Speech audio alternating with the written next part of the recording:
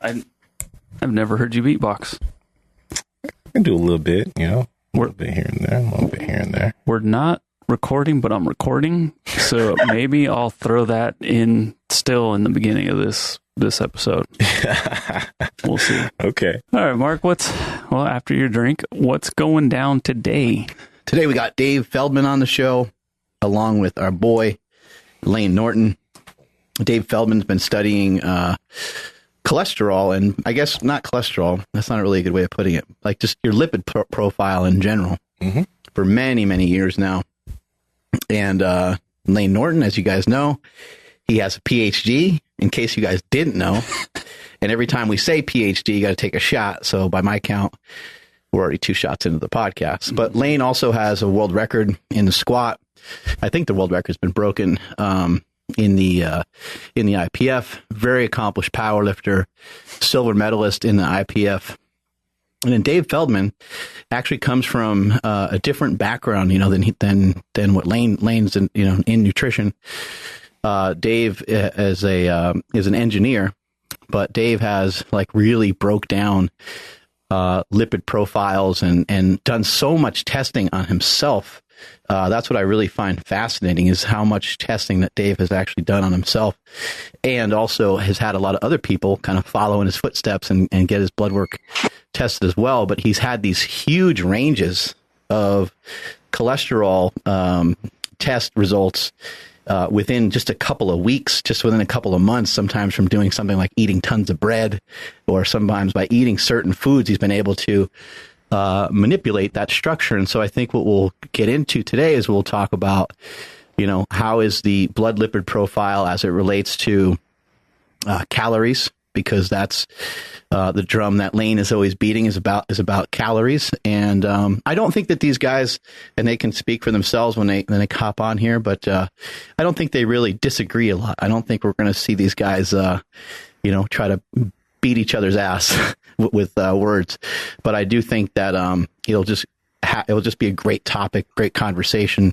And the way that it kind of kicked off was they were just going back and forth a little bit on Twitter, but it wasn't like a Twitter battle. It wasn't like a Twitter fight. It was more like, hey, I think this. Oh, what about this? It was kind of they were going back and forth. So we'll get it from these guys today. Dave, how you doing?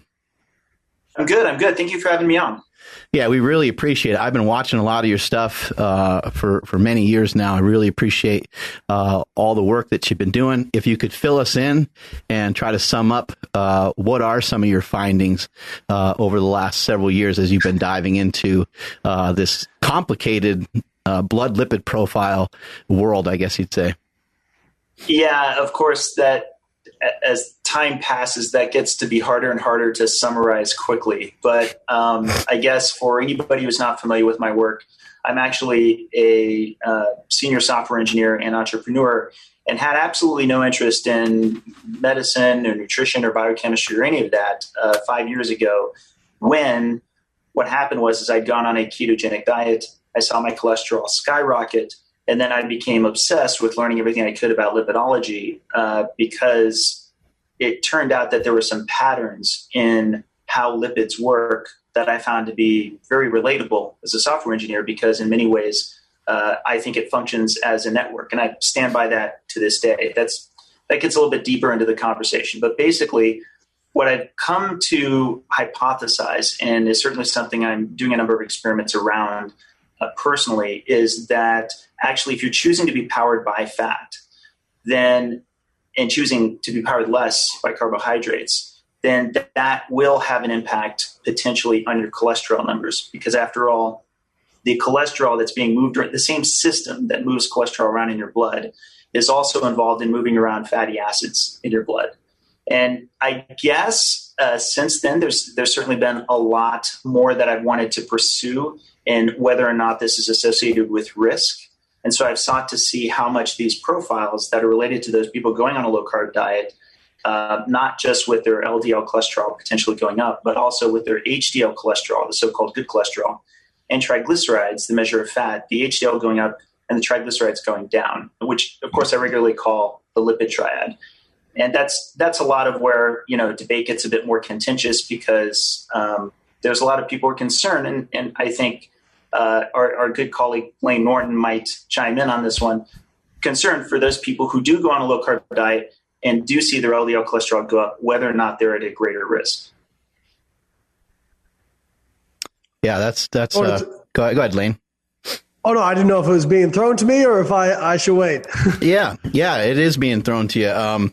Thank you guys both for spending the time today with us. I really appreciate it.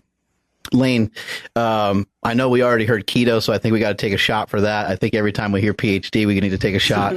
So we're going to be pretty hammered by the end. No drinking games today. Play it straightforward. But I want to get some of your thoughts on this, because you've worked with so many people over the years. You've helped people diet for bodybuilding shows, and we can kind of debate on whether even that's even healthy. But what have you seen in general? I guess let's kind of kick it off with, when you assist somebody in losing weight, have you noticed any particular trends in their blood work or in their blood lipid profile that would lead you to believe that they're healthier, they're doing better, or maybe even what you've seen in your own self? Yeah, so there's a lot to unpack with what Dave just covered, and then obviously what you just asked. I think we have to clarify a few things here first, because people tend to think in black and white. So just for our listeners, keep in mind, when we discuss risk, saying something is a risk factor doesn't mean that is going to ultimately, that you're going to have this outcome. That's not how statistics work. Statistics means that there's, increased risk. Low risk, additionally, also doesn't mean no risk. And that's important to keep in mind. It's also important to keep in mind what is an independent risk factor versus things that are just associated with some kind of disease state and process. So with that being said, based on the question you just asked, Mark, because I'm sure we're going to get more into it, and I'll just stay right up front, and I'm not a lipidemiologist. I'm not an expert in blood lipids. I think I got a pretty good grasp of it, throughout my academic training, and then obviously reading research papers. But I think one of the things that I try to emphasize is that a lot of the discussion around diets tends to be, what is the absolute best diet, physiologically for X, right? Or for overall. And one of the things I've always said is, like, listen, the best diet for heart disease might not be the best diet for something else. The best diet for diabetes might not be the best diet for cancer. Like, I don't know that to be true. I'm just saying that we have to keep ourselves open to the idea that, there might not be this one kind of Zen diet. Okay. And even if we're going to have that conversation, we also need to walk that back in terms of what can we actually get people to do. Okay. This is a huge point of contention of people. Some things people don't understand with me.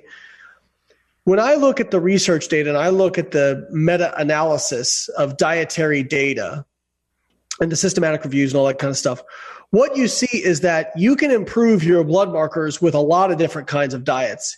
So there's two things to keep in mind here. Obviously, somebody like Dave is not overweight or obese. I don't know if, Dave, were you previously? I don't know that I'd say that I was overweight, but I want to say my BMI before I'd gone keto was 26. So there at the edge, I think. Okay. So I would say for you, probably for that particular instance, probably less of an application. But if we're talking about overweight people or obese people, the pathology of just having too much adipose tissue and what that does to metabolism in terms of your adipose secretes adipokines, which can impair all different kinds of things, raises levels of inflammation, those sorts of things. Just losing weight, and we have now several meta-analyses that show this, regardless of the way you do it, pretty much improves markers of health. Now, if we're talking about a situation where we're looking at energy balance, let me backtrack. People have taken that, what I've said, to say, Layne's saying that only calories matter, that we could just eat Pop-Tarts and whatever. That's not what I'm saying. There certainly appear to be some things that are independent risk factors for disease, possibly. And one of the other things I would like to point out is that when it comes to like my background, because people will say I'm a shill for big sugar or whatever. I think it's important to point this out. I came from a lab that was actually doing like, not like super low carb, but reduced carbohydrate research. Like I came from Don Layman's lab, which basically was, if we tested a high protein diet, it was kind of a zone Mediterranean style diet. It was like, at most 40% carbohydrate. So I'm definitely not a pro carb person. I'm kind of what can we get somebody to stick to and be adherent with? And if, somebody says, hey, here's what tends to happen a lot. People really mistake physiological superiority for actual psychology. So they find something that they like, that they're able to adhere to really well. It oftentimes doesn't even feel like a diet because it feels so easy to them. They'll lose a lot of weight and then say, see, I tried every diet and this is the only one that worked for me. That's probably true. But then they do kind of mental gymnastics to try to physiologically describe why that diet is so superior to other diets, when in fact, they should just say, hey, I just really like this. And that, what I call it, triggers the compliance algorithm with people is very different from person to person. I've met people who said, when I eat a high fiber, high carbohydrate diet, I don't feel like I'm dieting. I'm very satiated. I'm very full. I've met people who said, when I'm on a keto diet, it feels easy. I like these foods, that sort of thing. So I think in today's discussion, what we're probably going to dive into with blood lipids is, okay, if we're doing a high fat diet, are there some independent risk factors? Are there some things that we need to be concerned about when it comes to blood lipids and probably particularly cardiovascular disease risks? I think when we spoke on Twitter, I was just asking for a point of clarification from Dave with a point somebody else raised, and that kind of brought us here. I actually came from a lab where my advisor was very much, I think saturated fat is, overblown. I think cholesterol is overblown, those sorts of things. So that's my background in it. And so any other kind of stuff I've looked up has been on my own from that sort of bias. Dave, what's some of your perspective on, like, after diving into the blood lipid profile so strongly and looking at triglycerides versus HDL versus LDL and looking at all the different particle sizes and all this stuff, how important is this stuff when it comes to maybe in particular cardiovascular disease? Like, does it really seem to matter that much, or what are you finding or what are you seeing? Well, before I answer that, I actually want to add that, Layne, you'd probably find it pretty boring to debate with me on nutrition because I think I agreed with just about everything you just said. I think that there are multiple ways to health, and I've said this many times before on Twitter and on social media. You won't be finding me saying, like, for example, the low-carb ketogenic diet is independently superior to all other diets. In fact, I probably would be a little bit annoying because I really actually feel like the level of true empirical hardcore evidence that we have for what is truly a more superior diet among the ones that we know about right now, I think is lacking. I think that most of what the benefit we're seeing from just about any diet that arrives is, most of it, I think probably 70, 80% of it is just getting off of the standard American diet. So that's that. I just want to throw that qualification out. Now, yes, to the point that you're saying, this is where we can kind of tie it all together.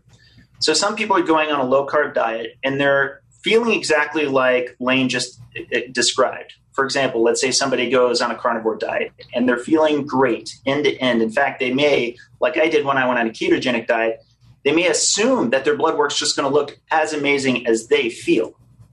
And then all of a sudden, they get there, and their doctor comes into the door, and they're concerned because right there in bold, or sometimes even highlighted in red, they have LDL cholesterol that sometimes the doctor themselves says is higher than they've ever seen before. Sometimes it's an LDL of 200 or even 300 or 400. We see these lipid panels all the time. And to be very upfront, and I say this all the time, I like to say that I'm cautiously optimistic about there being a high LDL in the context of being fat adapted. That is to say that I believe that there is a difference between these contexts, that you can have high LDL for bad reasons. And usually the tip-off are things like if it's an inflammatory response or if you have something known as atherogenic dyslipidemia. And atherogenic dyslipidemia is almost the reverse of the triad. It's low HDL and high triglycerides. And typically that comes with a preponderance of a larger proportion of small dense LDL particles. Now, I've sought to look for all data for which we see high HDL and low triglycerides alongside high LDL, which is that triad that we're talking about. And thus far, every study I've been able to find actually shows that it's a low cardiovascular risk. Now, Layne, part of what did get us talking was, excuse me in that I think when I was responding to your retweet, I was actually responding more to what the content of the tweet was that you were retweeting, and I think it came off as though I was responding to you in this regard. The person who was tweeting it actually was using a modified graphic that included like keto magic on it, and the last, I want to say 5 or 6 conversations I've had with that individual, unfortunately, they've always taken it towards the personal. And I just want to have more of a discussion on reasoning and data. And I was feeling pretty confident that, if we got on this show today, or pretty much like any other time I've seen you on a podcast that's on a debate, that we'd probably be able to do just that. But all of that said, right now, I do feel that level of cautious optimism, given the amount of evidence that I not only see with the prior research when looked at in that context, but also in what I've been able to see by being in constant contact with these people who have high LDL. I constantly emphasize I'm not a medical professional and I'm not giving medical advice. I emphasize what things that I think are concerning to watch for, such as development of a stable angina or xanthomas, which are very common for people who have that level of LDL that comes from the genetic disease of familial hypercholesterolemia, and that they should consider physical tests, such as getting CIMT, such as getting a CAC, but of course what's better than them all, or at least the one that I like the most, is a CT angiogram. So, I think as far as debates go, I usually try to keep it civil as long as it's kept civil and as long as people don't engage in cognitive dissonance. If one of those goes out the window, then all that goes out the window for me. But so I think I want to walk back again. So when I talk about this stuff, and there are going to be some things Dave and I disagree on based on what he's just said, and that's fine. When I talk about this stuff, again, I'm not saying that no one should do a keto diet, and I'm not saying, for example, that saturated fat is the devil. But I'm also going to walk through the research and talk about it. And I, as somebody who, I actually run a little bit high LDL traditionally in my family. We just seem to run a little bit higher LDL. So Dave talked about the fact that there's this kind of, blood lipid triad, I believe they call it, where you have, high TAGs, low HDL, high LDL. And this was kind of, from observational epidemiological studies, which is where a lot of this data is derived, which makes it, epidemiology is very limited in what we can actually show because we can't show causation. People try to make it causation all the time. We can come up with like confidence levels and even dose curves, based on epidemiology. But at the end of the day, people who you cannot separate one aspect of a diet from another aspect of a diet. And what I mean by that is, for example, if you are over consuming one food, it probably means that you're displacing another. Okay. So like, for example, one of the things I've said about, I'll get people on here who claim I'm bought by Big Sugar. One of the things I've said about sugar is the fact that, well, one, you're eating more energy. People who eat high sugar don't actually lower their calories proportionately. And when they do, when we see that in randomized control trials, we don't really see much morbidity in terms of sugar intake. But they also tend to eat really low fiber. And I think the fact the average person in America's fiber intake is 6 grams per day. So oftentimes more fat too, right? Not just, sorry, Mark? I was going to say oftentimes more fat as well, kind of accompanying that sugar, like something like a donut. Right. So yeah, you can't separate those two, right? Like it's not, they're not just doing, people who get in these studies aren't just doing one thing. It's not just like, well, you know what? I think I'll eat high saturated fat, but I'll also eat a lot of fiber and low sugar and control my calories, exercise every day. Now, there are some people who probably exist like that, but it's a small subsection. So, and the problem is that when we're talking about something like cardiovascular disease, we're talking about the risk over the course of a lifetime. So our ability to detect that in randomized controlled trials is extremely limited because we can only assess biomarkers essentially in randomized controlled trials. Because if you put a few people on a few different diets and you're waiting for them to have a heart attack, I mean, you could be waiting, 30 years, and we just don't have that long of a time to run tightly controlled randomized controlled trials. So what I think is some of the best evidence out there is what's called Mendelian randomization studies. And Mendelian randomization studies essentially look at it from this point of view.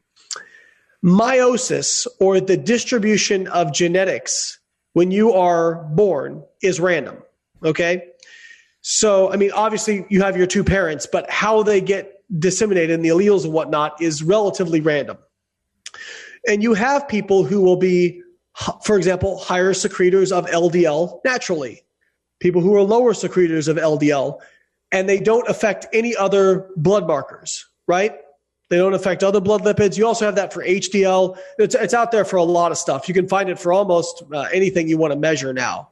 So what's cool is now you've almost got like a lifetime randomized controlled trial because these people are naturally secreting different levels of, or I don't want to say secreting, they have higher blood levels because you could argue that it's not just secretion, it's also clearance when it comes to blood cholesterol. So when we look at those, what we see is people who, if you look at low cholesterol, low LDL cholesterol specifically, versus high LDL cholesterol, you still see a really significant association between that and cardiovascular disease. And that kind of suggests that there is a causal link. And we do know that LDL cholesterol, unlike unlike, for example, chylomicron. So when you eat fat in your diet, for example, some people would say, well, if this cholesterol is so bad, how can we ever justify eating any fat because it's just going to go right into our arteries and fat will clog our arteries? That really doesn't work that way because chylomicrons are so large that they can't penetrate the wall of the artery, whereas LDL can and has been shown to do so. Now, you brought up the point of small, dense particles versus larger particles. It looks like particle size does play a role, but here's the caveat to particle size.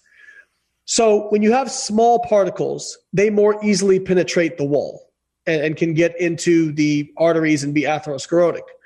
Sorry, I pronounced that incorrectly. But they contain less cholesterol overall. Large ones don't get in as easy, but they contain more cholesterol.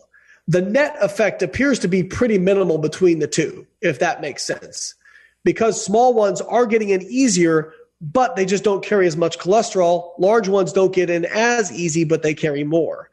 And then you can, when it comes to the triad, for I think when I was in grad school, actually the talk was, well, we really should be focusing on HDL because, people have low HDL, high LDL. It's probably the ratio that makes the most difference. As a marker of health, I think HDL is probably very valid. Unfortunately, it has not really panned out as anti-atherosclerotic. And what I mean by that is when you look at the Mendelian randomization studies, there's not really let me back up. In epidemiology, people who have high HDL have lowered risk of CVD. But in Mendelian randomization, where they start from the beginning of life like that and it's random, other than just their different levels of HDL, you don't see a protective effect. And in fact, actually, higher levels of HDL had a small association with like breast cancer and some other stuff. Now, I'm not saying I'm worried about HDL causing breast cancer, but it's important to point these things out. So based on those, I would say that yes, LDL cholesterol is an independent risk factor and probably causative for CVD. That being said, by far the most powerful driver of LDL cholesterol levels is your saturated fat intake compared to your PUFA intake. So your polyunsaturated fatty acids. So you can be on a ketogenic diet and dietary fat doesn't necessarily, in fact, dietary fat itself is probably the most powerful nutritional modifier of CVD risk in terms of if you adjust your PUFA to saturated fat ratio, you can drastically reduce your risk of heart disease. Because, like, for example, in the Mediterranean diet, they don't eat low fat, they eat high fat, but it's quite a bit of polyunsaturated fat and monounsaturated fat, which may have a protective effect, but the data is a little bit more muddled. So Layne, you hit a lot of great points. I definitely want to jump into the first one because Mendelian randomization was actually one of those areas that I got very excited about because I too would think that it would be extremely compelling if there were certain genes that had varying levels of LDL and would likewise have varying associative levels of atherosclerotic outcome. And one of the more fascinating things is that, and I talked a little bit with Peter Attia about this, I really wanted to drill into the biochemistry aspect of where nucleated cells are also affected beyond just hepatocytes, the liver cells. Cells like, say, endothelial cells and immune cells may, in fact, have some kind of differences between those who would have these genetic abnormalities. And there's recent studies, I'm not sure if you're familiar with them, but I'll mention one we can actually just Google together if somebody's watching at home. It's risk of premature atherosclerotic disease in patients with monogenetic versus polygenetic familial hypercholesterolemia. And what they're doing is they're looking at basically two categories. One is sort of what I like to call the big three, which is LDLR, ApoB, and PCSK9. These, you could basically call them genetic mutations given how extraordinarily rare they are, but they have enormous effects on your LDL levels. And then there's basically the rest, if you want to call it that. It's this category of, I want to say it's 223 of what they would put in the group of polygenetic familial hypercholesterolemia. Now, the assumption is when you hear about Mendelian randomization, you think that it's kind of a mix and match. You can kind of put in some that have a big effect, some that have a small effect, and you could compare the groups amongst each other and end up with an effect size that has some predictability against the atherosclerotic plaque buildup over time.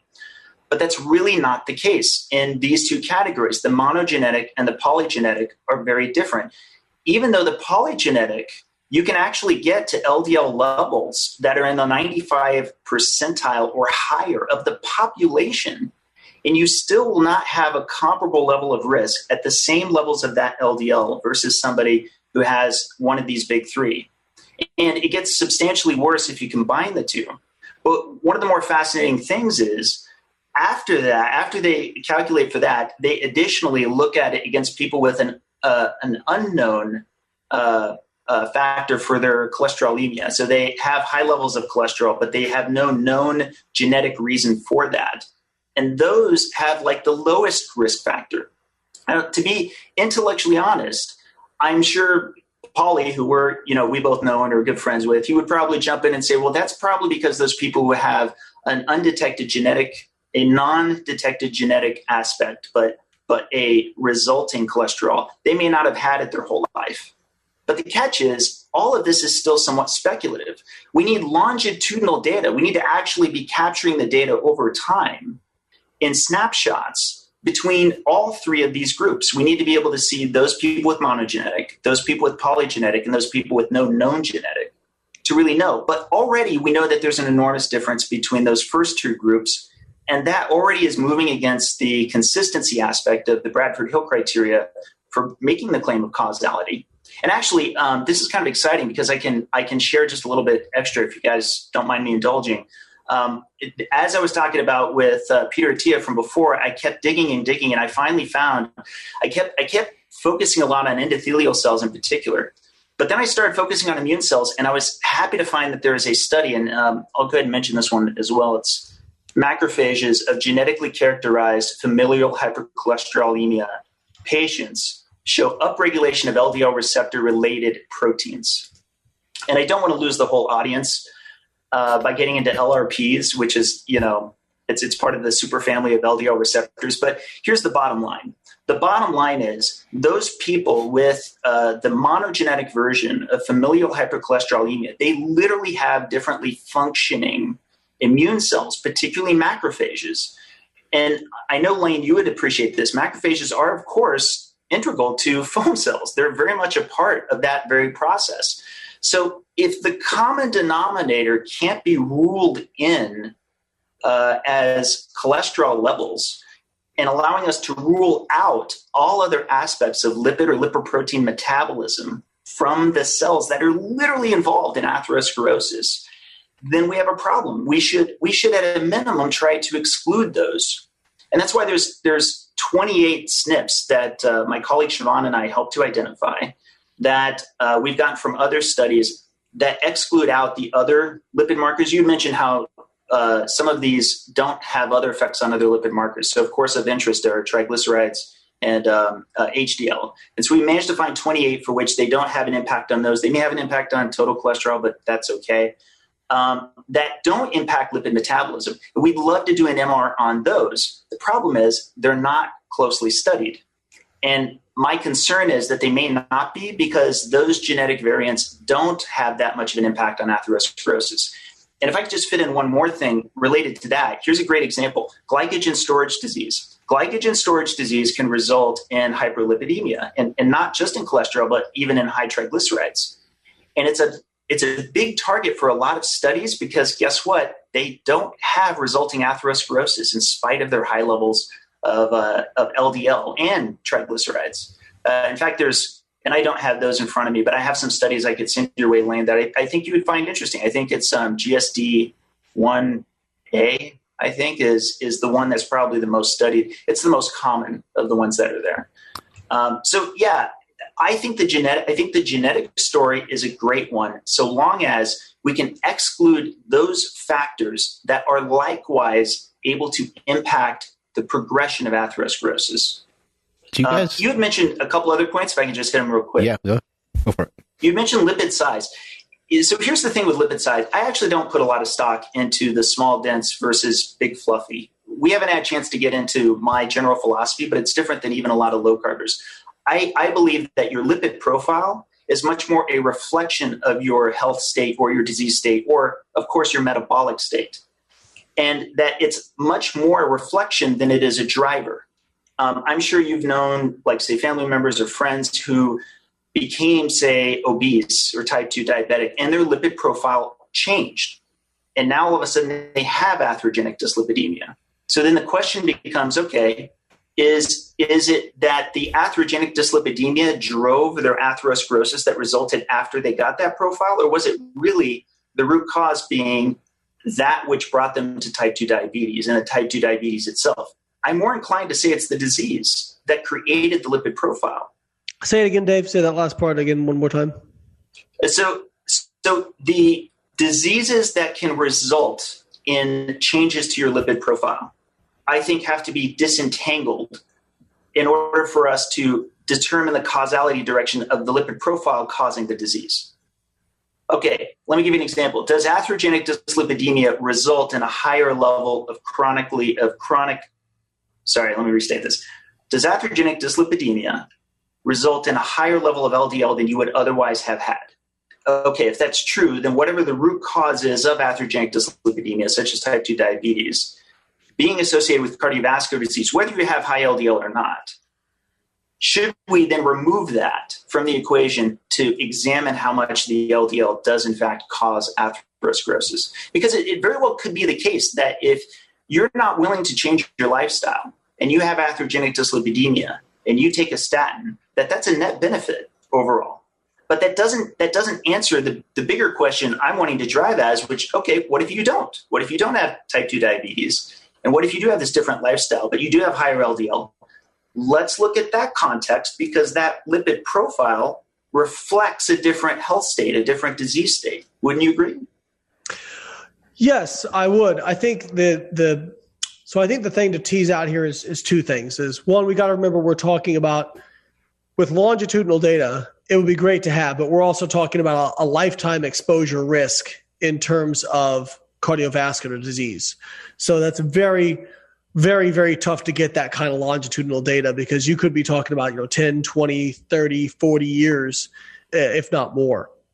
And then I think one of the other things that has to be mentioned is, the fact that low risk or reduced risk doesn't mean you can be at lower risk for a cardiovascular disease even by having an elevated independent risk factor because, as you said, your other lifestyle stuff is good. So, for example, if I take somebody, let's assume, just play this exercise with me, Dave. I know you may not agree. Let's assume LDL is causative in atherogenesis.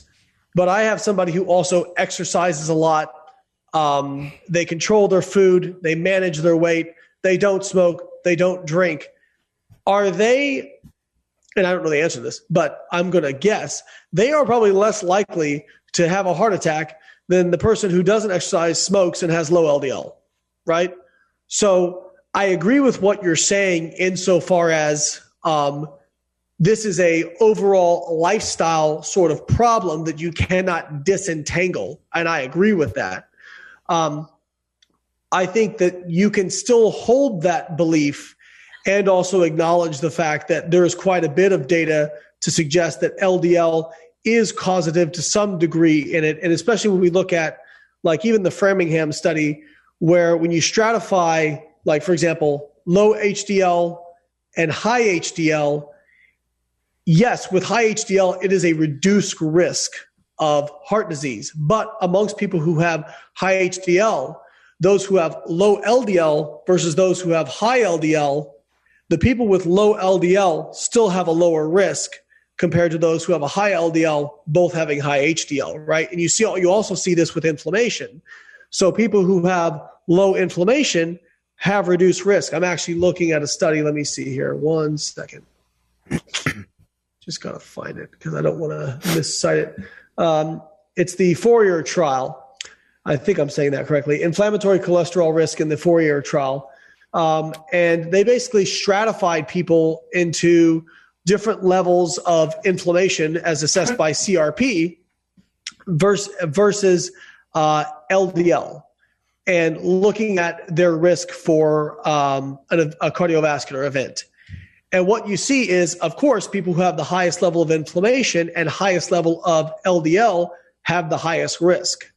But even in the lowest level of CRP, which is, I think, under 1 milligram per liter, you still have almost a linear increase in risk going from under 20 milligrams per deciliter of LDL, which is ridiculously low, all the way up to, they looked up to 100 or over 100 milligrams per deciliter. So basically, even in this situation where you're kind of looking at, okay, if we have inflammation low, if we have HDL high, it still appears to be an independent risk factor. Now, I want to quantify that with, the difference between going from a LDL cholesterol of under 20 to over 100 takes your risk from 5.3, if you're low CRP, that is, in this trial, took the risk from an absolute risk of 5.3% to 7.7%. So it's not like, again, people kind of have this black and white mentality where when I talk about that, it's like, okay, if you have high LDL, Layne's saying that you're going to have a heart attack tomorrow. No, that's not what I'm saying. You may have high LDL and live to be 80 years old. That is a very distinct possibility if you have a lot of other factors that are in check. However, what the research suggests is that if you also lowered LDL, would you be a little bit better off? Yes, the research does tend to suggest that. So when I talk about independent risk factor, that's what I mean. If we're trying to equate as many things as we can, as Dave pointed out, you can't do it for everything. Even Mendelian randomizations has its limits. But when we look at the consistency of, okay, we have epidemiology. That's one step. We have systematic reviews and meta-analyses. We have animal research. We have mechanistic data. We have the Mendelian randomizations. I would kind of say, how much evidence, what would be, for you, Dave, what would be the level of evidence that you would require where you would say, okay, I do think this is an independent risk factor versus these other things? Because like you point out, your LDL is high, but I am not like personally attacking you saying, well, you're going to drop dead tomorrow, right? Because that's not necessarily the case at all. Because if you're otherwise healthy, I think that your overall risk is pretty low, but you may not be as low risk as possible as if your cholesterol was lower, if that makes, or your LDL specifically. Can I confirm something? When you say an independent risk factor, yep. Are you saying, so on balance, if I reduce that risk factor, there'll be no trade-off in risks of any other kind of disease? No, I'm saying that in terms of cardiovascular disease specifically here. I think I know where you're going to this, but go ahead and go there because I know you know where I'm going to this. Let's set it up for the audience, right? Yeah, it'll be a good discussion. So this will be good. I hope people will record this clip because I seem to make this point a lot and people seem to miss it, which is that if I wanted to keep from dying of cardiovascular disease in particular, I would do everything in my power to get my LDL as low as possible. So I would be on a high carb, low fat diet. I'd be on ezetimibe. I'd be on statin. I'd be on PCSK9. All of that, but recognize that that's the equivalent to saying I am also going to improve the chance that I die of something that is not cardiovascular disease. So we need to be sure that there's a trade-off, right? Like, I mean, I think most people would agree that when you hear I'm going to reduce the risk by X, that they assume that there's no net trade-off at all, that you're not going to. I just want to butt in real quick, just so since we're doing the pretext of it. I would agree as long as we're not talking about an underlying, like if we know somebody is predisposed to, say, much higher risk of cardiovascular event versus cancer based on family history and makeup and that sort of stuff, then in that case, even if, for example, you knew that something could increase your risk of, say, breast cancer, I'm just picking something. If you had no history of that in your family, but you had a distinct history of, okay, your dad, your grandfather, their grandfather, died of a heart attack at age, young age, then it may still make sense even if there was a trade-off. I just wanted to throw that in there in terms of what I would agree to. But otherwise, all things being equal, I agree with you. You don't want to trade one thing and then die from something else. And again, it may still be worth the trade-off. It may be that what I do to reduce my LDL, let's say I reduce my LDL to 80. And in doing so, I ultimately find out, let's say it's 50 years from now and you and I meet in a future bar. And I'm like, dang, it turns out that, yeah, it would have been better for me to reduce my LDL to 80 because, yes, I did get an increase in my risk for cancer, but that increase netted out on the cost-benefit analysis to where it was still a benefit in the cardiovascular disease risk outcome. So, of course, I'm going to come to my favorite metric of all, which I sometimes use as a nickname, and it's all-cause mortality. I like to see data that looks at the whole balance sheet. I think if you're going to make a claim of a mortality benefit, you absolutely have to confirm that whatever intervention you took that reduced the risk of you dying by disease X, it did not increase the risk of you dying by non-disease X, whatever that category is, right? And I realize, I 100% concede regularly and constantly. As you know, I like to look at the NHANES data, which for those who don't know, it's open and available from the CDC, and you can look through it. It's a very large data set. It's like, I want to say 40,000 people in total. And I by no means am an epidemiologist or a statistician, and I don't claim as such, but you can just look right now. You can pull it down and look at what the association is between those people who have, say, higher LDL in their 50s, 60s, 70s, and what their likelihood is of still being recorded as alive a decade or a decade and a half later. And the reason I bring this up is not because I believe epidemiology is good at causing things, although I know, Layne, you and I probably would agree a lot more that comes up in the nutrition space all the time. Yep. But it is good at knocking down claims of causation. So you have to have something baked into your hypothesis to help explain why it is that those people with, say, a high LDL in their 80s are going to live to 100. And I'm perfectly happy to entertain the concept of reverse causation. So if I can jump ahead and make the case for you, what a lot of people will say is, oh, you know why that is because at the snapshot moment that you got people's lipids, those who had extremely low LDL were already in some kind of disease state where the disease state caused both the lower LDL and that new association with them dying. That said, that's why I like longitudinal data, and I wish more of it was available. I wish there was an enhanced version of longitudinal data. I know we've got it with Framingham, and I'd like to get a hold of it, but I'd like to see those people, because look, this is just a general complaint I'm going to have overall.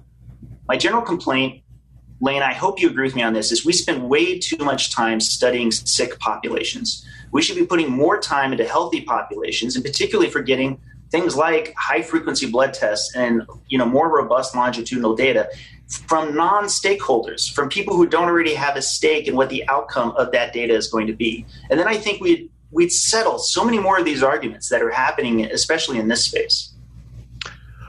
Well, I personally think that most people get way too caught up in the details. And if I had to give my top 6 recommendations on how to live really long, it would be, number 1, exercise regularly. Number 2, don't smoke. Number 3, don't eat like an asshole. Number 4, get enough sleep. Number 5, limit your stress. And number 6, limit your alcohol. And I think if you do that, you're probably about 95% of the way there. Okay. But when it comes to this kind of stuff, I think it is important to, I always tell people, like, I'm not married to any one hypothesis. I always tell people, I'm going to get, hopefully I don't get in trouble for this statement. I think it's funny.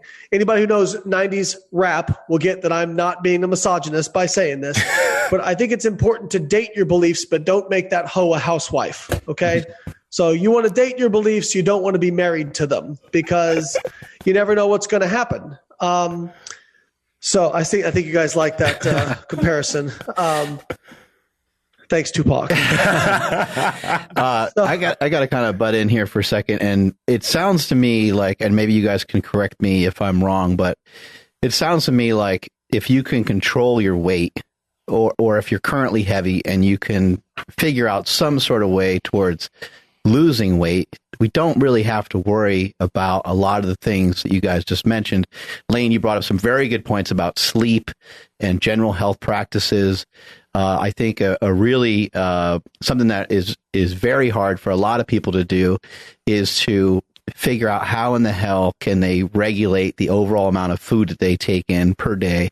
It's been my own experience through my own journey that I have done keto in like what I would consider to be a safe way, but I also done it in a way that wasn't very safe and wasn't very smart, because I was like, oh, I'm going to eat all this fat and this is going to work really well because I'm just going to magically produce a bunch of ketones, because I didn't understand how it worked at first. And I did lose weight, and I did take some of that information at times and share it with other people because I was excited because I lost weight. But then I also got stuck, and then I'd also have times where I'd have cheat meals or kind of fall off and then eat an abundance of calories. And these are the things that we don't know. And I can't agree more with Dave on his comment about, trying to study these healthier populations, because I think there's a lot of people that are probably well-meaning, but they're probably doing a lot of damage and they're not really paying attention. And I think if we can continue to figure out a way to communicate to people like, hey, this is a long haul. And when we talk about overeating, we're not necessarily just talking about per meal or per day, because it doesn't really erase to zero per day. You have energy throughout your entire life, right? And it's a weekly battle, monthly battle, yearly battle. We need to have a lot of consistency with all this.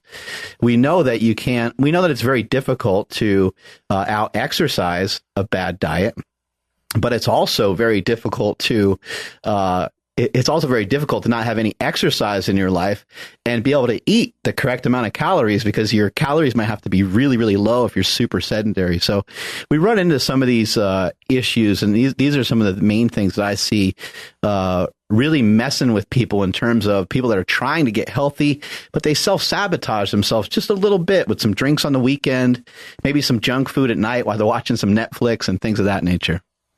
Well, I think, this, again, the larger discussion, I would consider this, if you inject me with truth serum, do I think LDL is a causative factor for cardiovascular disease? Yes. That being said, this would be like the surgeon and the scalpel. And I think what most people need is the chainsaw. And what I mean by that is, if you've gotten everything else taken care of, like you can chase the rabbit hole of markers and do it in the wrong way insofar as you make it worse. Okay. So if you're so focused on LDL that you're, okay, I'm just going to get it as low as possible, but you start eating a diet where you're eating less saturated fat, you're eating more PUFAs, but you're overeating, right? For whatever reason, that diet, you can't maintain it. You start putting on body fat. Well, now you're elevating other risk factors, right? And you might even still elevate your LDL because of it. But if all things are equal, I think it makes sense to work towards it. I think I'm going to go back to what Dave was bringing up, because there is actually a very strong association between low LDL and the risk of developing cancer, right? And that's kind of your hypothesis why in all-cause mortality studies, you don't really see this association with LDL and all-cause mortality. And I think what I would come back to that is we acknowledge the limitations of epidemiology, right? That's a big part of it. Okay. And you even said it, Dave, right? Like, is it the cart or the horse? Is it the chicken or the egg? Did they have low LDL? Because we do know in several disease states, it causes your LDL to drop. Now, and again, like you even kind of made the case that is the dyslipidemia a response to the atherosclerotic, disease? Is it a response to that? Right. Great point. Right. And we can't separate those things. So what I would go back to is, since we don't have that longitudinal data, I think Mendelian randomizations is one of the best things we got. And there was actually a study where they looked at low density lipoprotein, LDL, and the risk of cancer. And it was a 10,000 participant Copenhagen City heart study, 59,000, it was a subsection of 59,000 total participants. So they looked at people who developed cancer, and they were genotyped for PCSK9, which seems to be the main one that a lot of people look for, as well as other polymorphisms, which are associated with reduced LDL plasma cholesterol. And what they found was the association with the incidence of cancer, of all cancers, completely went away when they Mendelian randomized, meaning that it appears that it's more of an association thing, that whatever produces cancer also tends to drop your LDL. And keep in mind that cancer itself is and I don't know that this is the mechanism, but cancer itself is an extremely metabolically greedy tissue. You're going to see it rob nutrients out of the bloodstream. And so that could be part of the reason why. I don't know exactly why. I'm just kind of speculating. But again, it takes a really robust, it's actually really shocking how closely associated it is with cancer in terms of LDL cholesterol, and basically shows that there's absolutely no association when it's randomized. So again, I'm not dismissing epidemiology, because again, like there's uses for epidemiology. But when we put epidemiology up against, essentially a randomized controlled trial, we tend to err towards the more tightly controlled study, I would suppose. I'm actually really glad you brought that up, because this is something I've chatted back and forth with Avi about. Because it would stand to reason that and let me be very specific about what you were talking about, the gene in question, PCSK9, just for those people who don't know, PCSK9 is a protein that attaches to the LDL receptor and kind of marks it to get degraded. So people who have a genetic abnormality where they make less of the PCSK9 are therefore marking less LDL receptors to be degraded. Therefore, there's more LDL receptors, and therefore there's more removal of LDL particles, and that's why they tend to have very low levels of LDL. Now, forget about cancer. Let's just talk all-cause mortality. That's the whole point. Very first thing I did when I found out about this PCSK9 loss of function is I went to the literature in any data set I could find that would show that those people who did have PCSK9 loss of function would indeed live longer than the mean average of the population. Now, Avi and I talked about this at length, that the one study that was actually a full study that I was able to find, and that he actually had me read it. I kind of chatted about back and forth with him on it. But ultimately, it didn't show a difference in all-cause mortality. He later came back with an abstract, but it wasn't a full study, for which it claimed that it did. And to which I said, okay, reach out to the authors. I would find this data compelling. I'd retweet it. I'd put it up on Cholesterol Code. I'd be very interested in it, because any genetic abnormality that results in substantially lower LDL and that shows greater longevity, I would consider to be very compelling data. But as of yet, I've not seen it anywhere. And I mean, even, trust me, I'd be a dog with a bone. If it existed, I'd want to go get it, because I think that would be some of the most compelling data you could look at.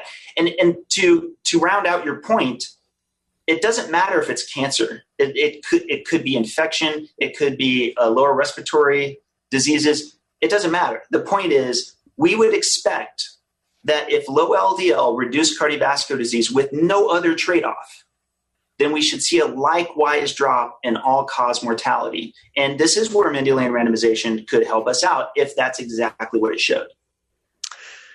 Yeah, so we don't have that data yet, which is, that's one of those things. Maybe we will have it in time. But it's one of the things where I think the point I would come back to is I'm not really making claims about all-cause mortality, but more so about it being an independent risk factor for CVD.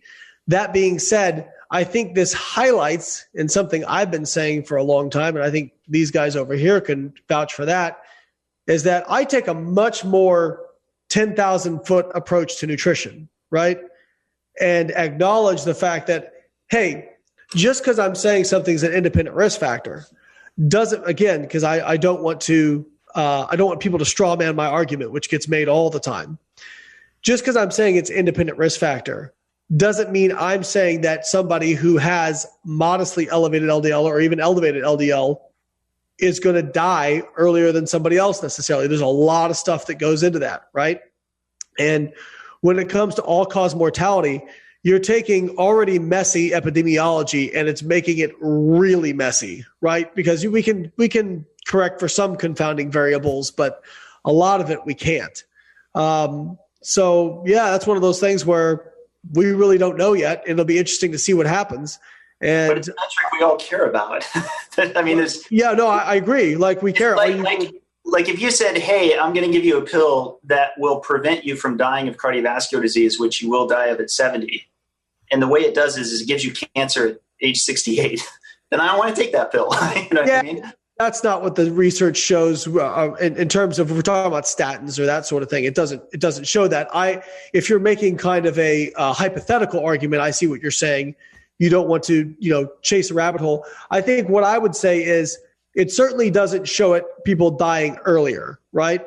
And I think when it comes to all-cause mortality, because it is so messy, because it is so complicated, and because we're living so much longer than we ever have before, and you have to die of something, what it takes to extend lifespan is probably not going to be one thing, right? So if we're just being honest and somebody says, hey, I got this person, their blood markers seem pretty good, but they do have high LDL, they're taking a statin, but they're not exercising, they're not sleeping well, they're not monitoring their stress. Well, do I think that the statin is going to extend their lifespan? I'm not really sure. I think it's probably going to take a myriad of different approaches. And, I will tell you, I run a little bit high cholesterol or a little bit high LDL.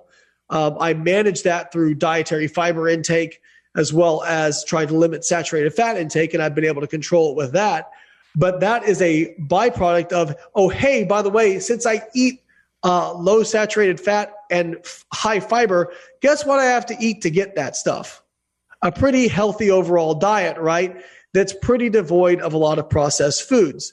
And again, I don't want people to straw man what I say about processed foods. I try to be very careful because I see the demonization out there of individual nutrients. And I think one thing Dave and I would both agree about is that it is the overall milieu of what you're putting in your body. And, but I just don't want to demonize things because it's convenient. And what I mean by that, and what people will call me out on, is, oh, Layne, you're saying that it's okay to consume junk food. That's not what I'm saying. What I'm saying is, if you are eating some junk food in a small amount, in energy balance or in a deficit or whatever, and you're doing all these other healthy behaviors and you're not overeating on calories, do I think that little bit of junk food is going to cause you to fucking die? No, I don't. And I'm sorry, the research doesn't support that it will, right? And that's what I mean by, okay, I think it's important to look at the overall picture, which I think Dave and I would both be in agreement about. But when I look at the individual stuff, if I look at the data that's out there and I say, okay, do I think LDL is a risk factor for cardiovascular disease independently? I do, but like Dave said, it's going to be interesting to see if we get more detailed all-cause mortality over the coming years. Because in the end, that is what we care about. The problem with all-cause mortality is it may take a much more robust amount of interventions to actually affect it. Currently, is there a direct link between nutrition and how long we live? Like, as far as I know, we don't have like that much proof of it. I mean, we can use some common sense and say, hey, like if you don't eat a lot of crap and you don't overeat, that you are probably better off than somebody that balloons up to 400 pounds or something like that. But it's really hard to even quantify even just that statement that eating healthier will will add up to a longer, healthier life, because we don't know of the other factors that the person might not be adhering to. I think we definitely do see it in the short term. I've certainly myself in fact, I joked about being on the COVID diet because when this all went down, I was getting a lot less sleep and my diet was not as stellar as it normally is. I was staying up late researching all sorts of stuff. I can say in the short term, my health from a pretty independent standpoint was definitely worse. So, and of course, I've seen this with likewise family members in that if all of a sudden they're not paying that close to their nutrition, clearly it has a very big impact on like hyperinsulinemia and their gut sizes, all other factors with metabolic syndrome. I think to Layne's point, it's true. If you're going to do something like say, if you're advocating for having a Pop-Tart, a week as a cheat meal or something like that, and that's going to shave a year off your life. Well, good luck coming up with the data for that. I have no idea how you're going to parse that out, right? But I do want to get back to your point, Layne, on the all-cause mortality. This is why I bring up the direction of causality and why epidemiology, I think, is good for at least field testing that. One of my frustrations when the reverse causality argument is brought up, not because I don't like it being brought up, I think it's a good thing to bring up. One of my problems is that there are so many lipidologists I know who bring it up in passing, who I say, wait a sec, if you believe that there's such a wide girth of people who, if you see very low levels of LDL, it's indicative of an underlying condition or problem, why aren't you using it prognostically? Why aren't you? Because we've seen this. We've seen acute drops with either LDL or HDL. And we usually say, look, you may want to consider some wider spectrum testing because it could be a problem, right? Now, those are rare cases, and I don't want to go into those too much, but I will say when your lipid values change substantially, particularly towards the low at a very fast rate, that's something that I think is worth some extra consideration. Now, that said, again, being able to disentangle it, this is one of the problems I have with being able to approach Mendelian randomization is we need to likewise get the longitudinal data alongside Mendelian randomization as well. Unfortunately, I feel that there's a little too much that's supposed right now about the year-to-year differences going all the way back to when you're a toddler. And unfortunately, there's not a lot we can do about that because you don't want to be taking, like, say, yearly blood tests from, children quite as easily.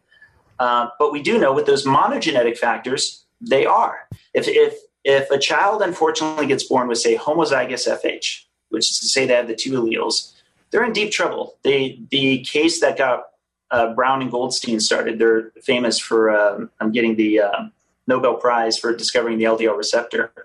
It was a little girl who had a stable angina at age 3 and xanthomas at age 3, and she had her first MI at age 6. It's terrible. And that's what got a lot of this, a lot of the movement started to be interested in this. Now, part of the reason I'm glad to bring that up is I would be interested in what your guys' prediction is and Layne's prediction. As you guys may know, I'm right now working with Spencer Nadolsky, who has a very different opinion than I do on the lipid hypothesis, and Dr. Tommy Wood, and we're putting together a study to test for those people who are in a low-carb diet who have extraordinarily high levels of LDL. Odds are all 4 of us know many by this point, called lean mass hyperresponders. And we're looking at a cohort of people that have excellent cardiovascular markers across the board. I mean, not just the high HDL, low triglycerides, but low inflammatory markers, none of the metabolic syndrome, et cetera. And we're going to get 100 of them. And then we're going to take CT angiograms at the start and then one more time a year later. We were originally going to make it 5 years, but the luminary that we're connecting with says for sure we should be able to see the geographical changes in their arteries in 1 year, given the effect size, given just how high their LDL is. So right now, my prediction is I think we're not going to see a substantial increase in LDL as would be expected if they had homozygous FH, like I was just mentioning with, say, the little child.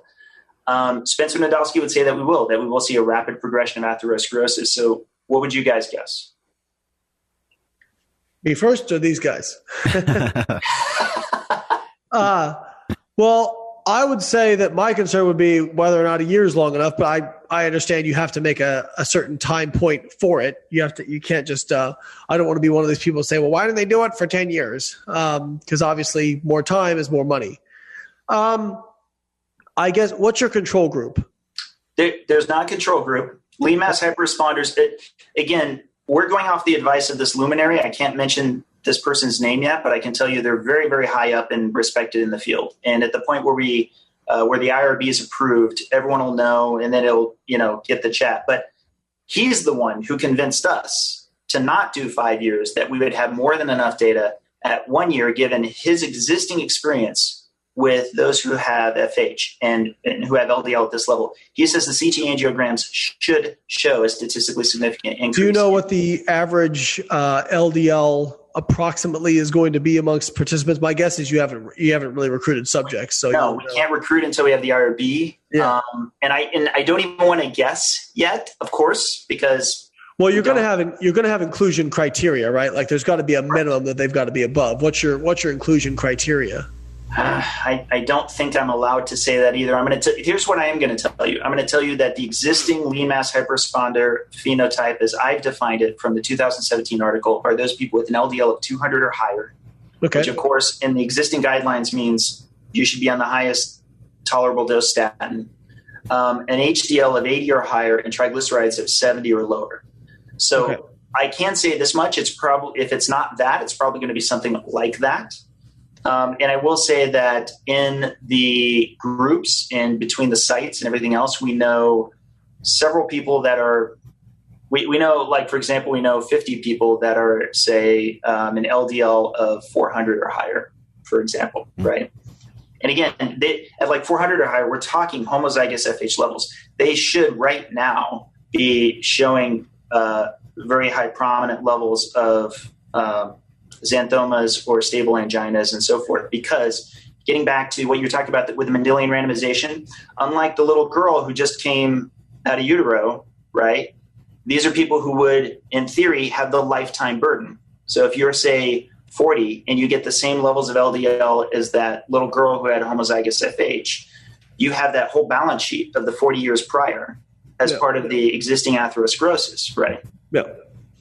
What, okay, let me ask, why'd you call it lean mass hyperresponder? I assume there's something with that. It was observational. If I could go back in time, I would have called it something different. It just happened to be that it was generally people were very lean and didn't have a lot of fat mass. So a lot of the kinds of people you would, I'm sure, see and work with. Although generally it's they're less likely to be bodybuilders.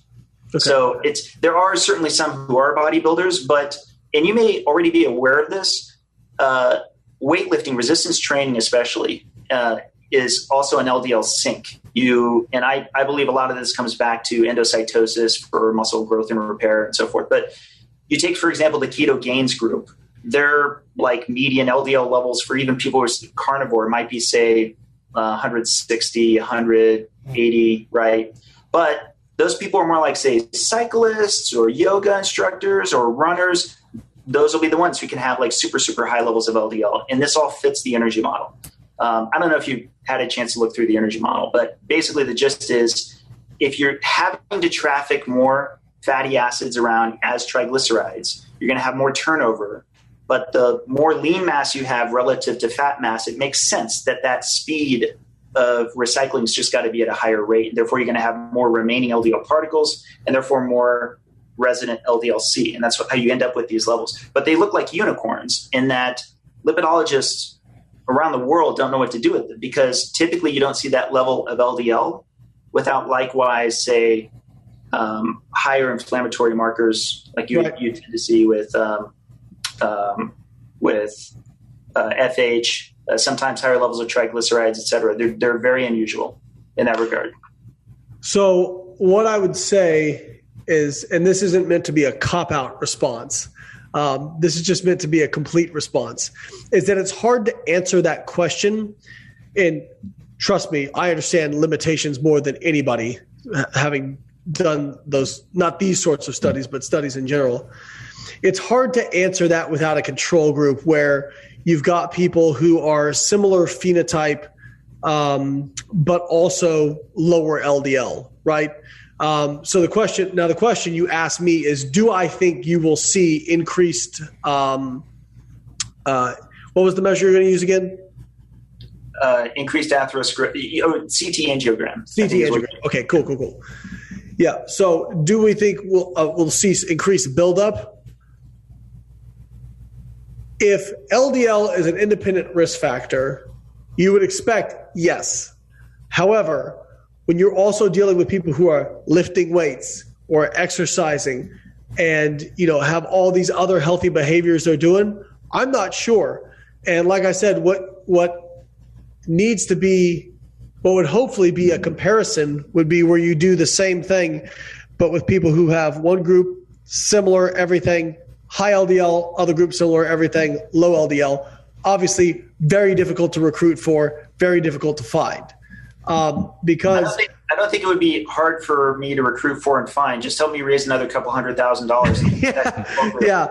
I'd love to do it, right? Yeah, that's what I mean by hard to recruit for, hard to find, because money. When people ask about, and again, Dave, I think it's great what you guys are doing because you're actually trying to answer some questions.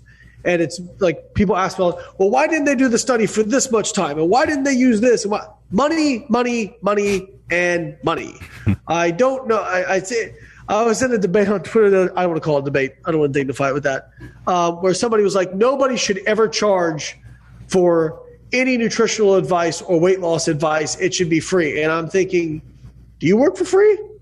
Like all these researchers, they gotta make a living. They have to make some money. Like they have bills like the rest of us. I think when we think of scientists, we think that it's like this benevolent, person sitting in a lab and just, their food and their cell phone bills and everything's taken care of. No, they're probably getting paid, maybe $60,000 to be there, and they're just trying to make a living. And you got to pay those people to do the research. That's the equipment costs money. The medical equipment costs an enormous amount of money. So I think what you're doing is great. What I would say is I wouldn't be surprised if you see. So for example, let's take the reverse. Okay, let's say you have these people. They've had this burden over their entire lives, but now recently they've been getting healthy. They've been controlling their calories, they've lost weight, they're exercising. Well, maybe you'll actually see less over time. But what's hard to know is, what's that? the lipid hypothesis would push back on that. That you're not going to get regression. That's true. That you wouldn't have regression. And listen, to your point, we have a good analogy, which is smoking, right? So if you are a 3-pack-a-day smoker, you're like, it's okay though, because I like run 5 miles a day and I eat right and all of that other stuff. Sorry, you get another cohort of people just like you who don't smoke 3 packs a day, and they're not going to drop dead as fast, right? And that's I think a valid point, and it's why a lot of people who are good friends of yours are concerned that we get to the other end of this, and if it doesn't show a huge effect size, that I'm going to suddenly walk out and declare, hey, the lipid hypothesis is over. This disproves everything. It doesn't. This is the beginning of a conversation, but it's I think the beginning of an important one, because I know that you, as much as I know the low carbers get on you, you do, as you mentioned, your app, for example, has a keto setting. You do have people you talk to and coach in the low carb who want to go on a low carb lifestyle, right? Those people, there's so many people who I think don't have as much of a choice about how they deal with their type 2 diabetes. They instead have type 1 diabetes, or they have epilepsy, for which there's a much more clear association of reduction of carbs to potential benefit. Yeah, sure. I think for those people, if their one reason to not take these steps when they see otherwise excellent benefits is cholesterol, that's what keeps me up at night. That's why I work so hard at trying to get this.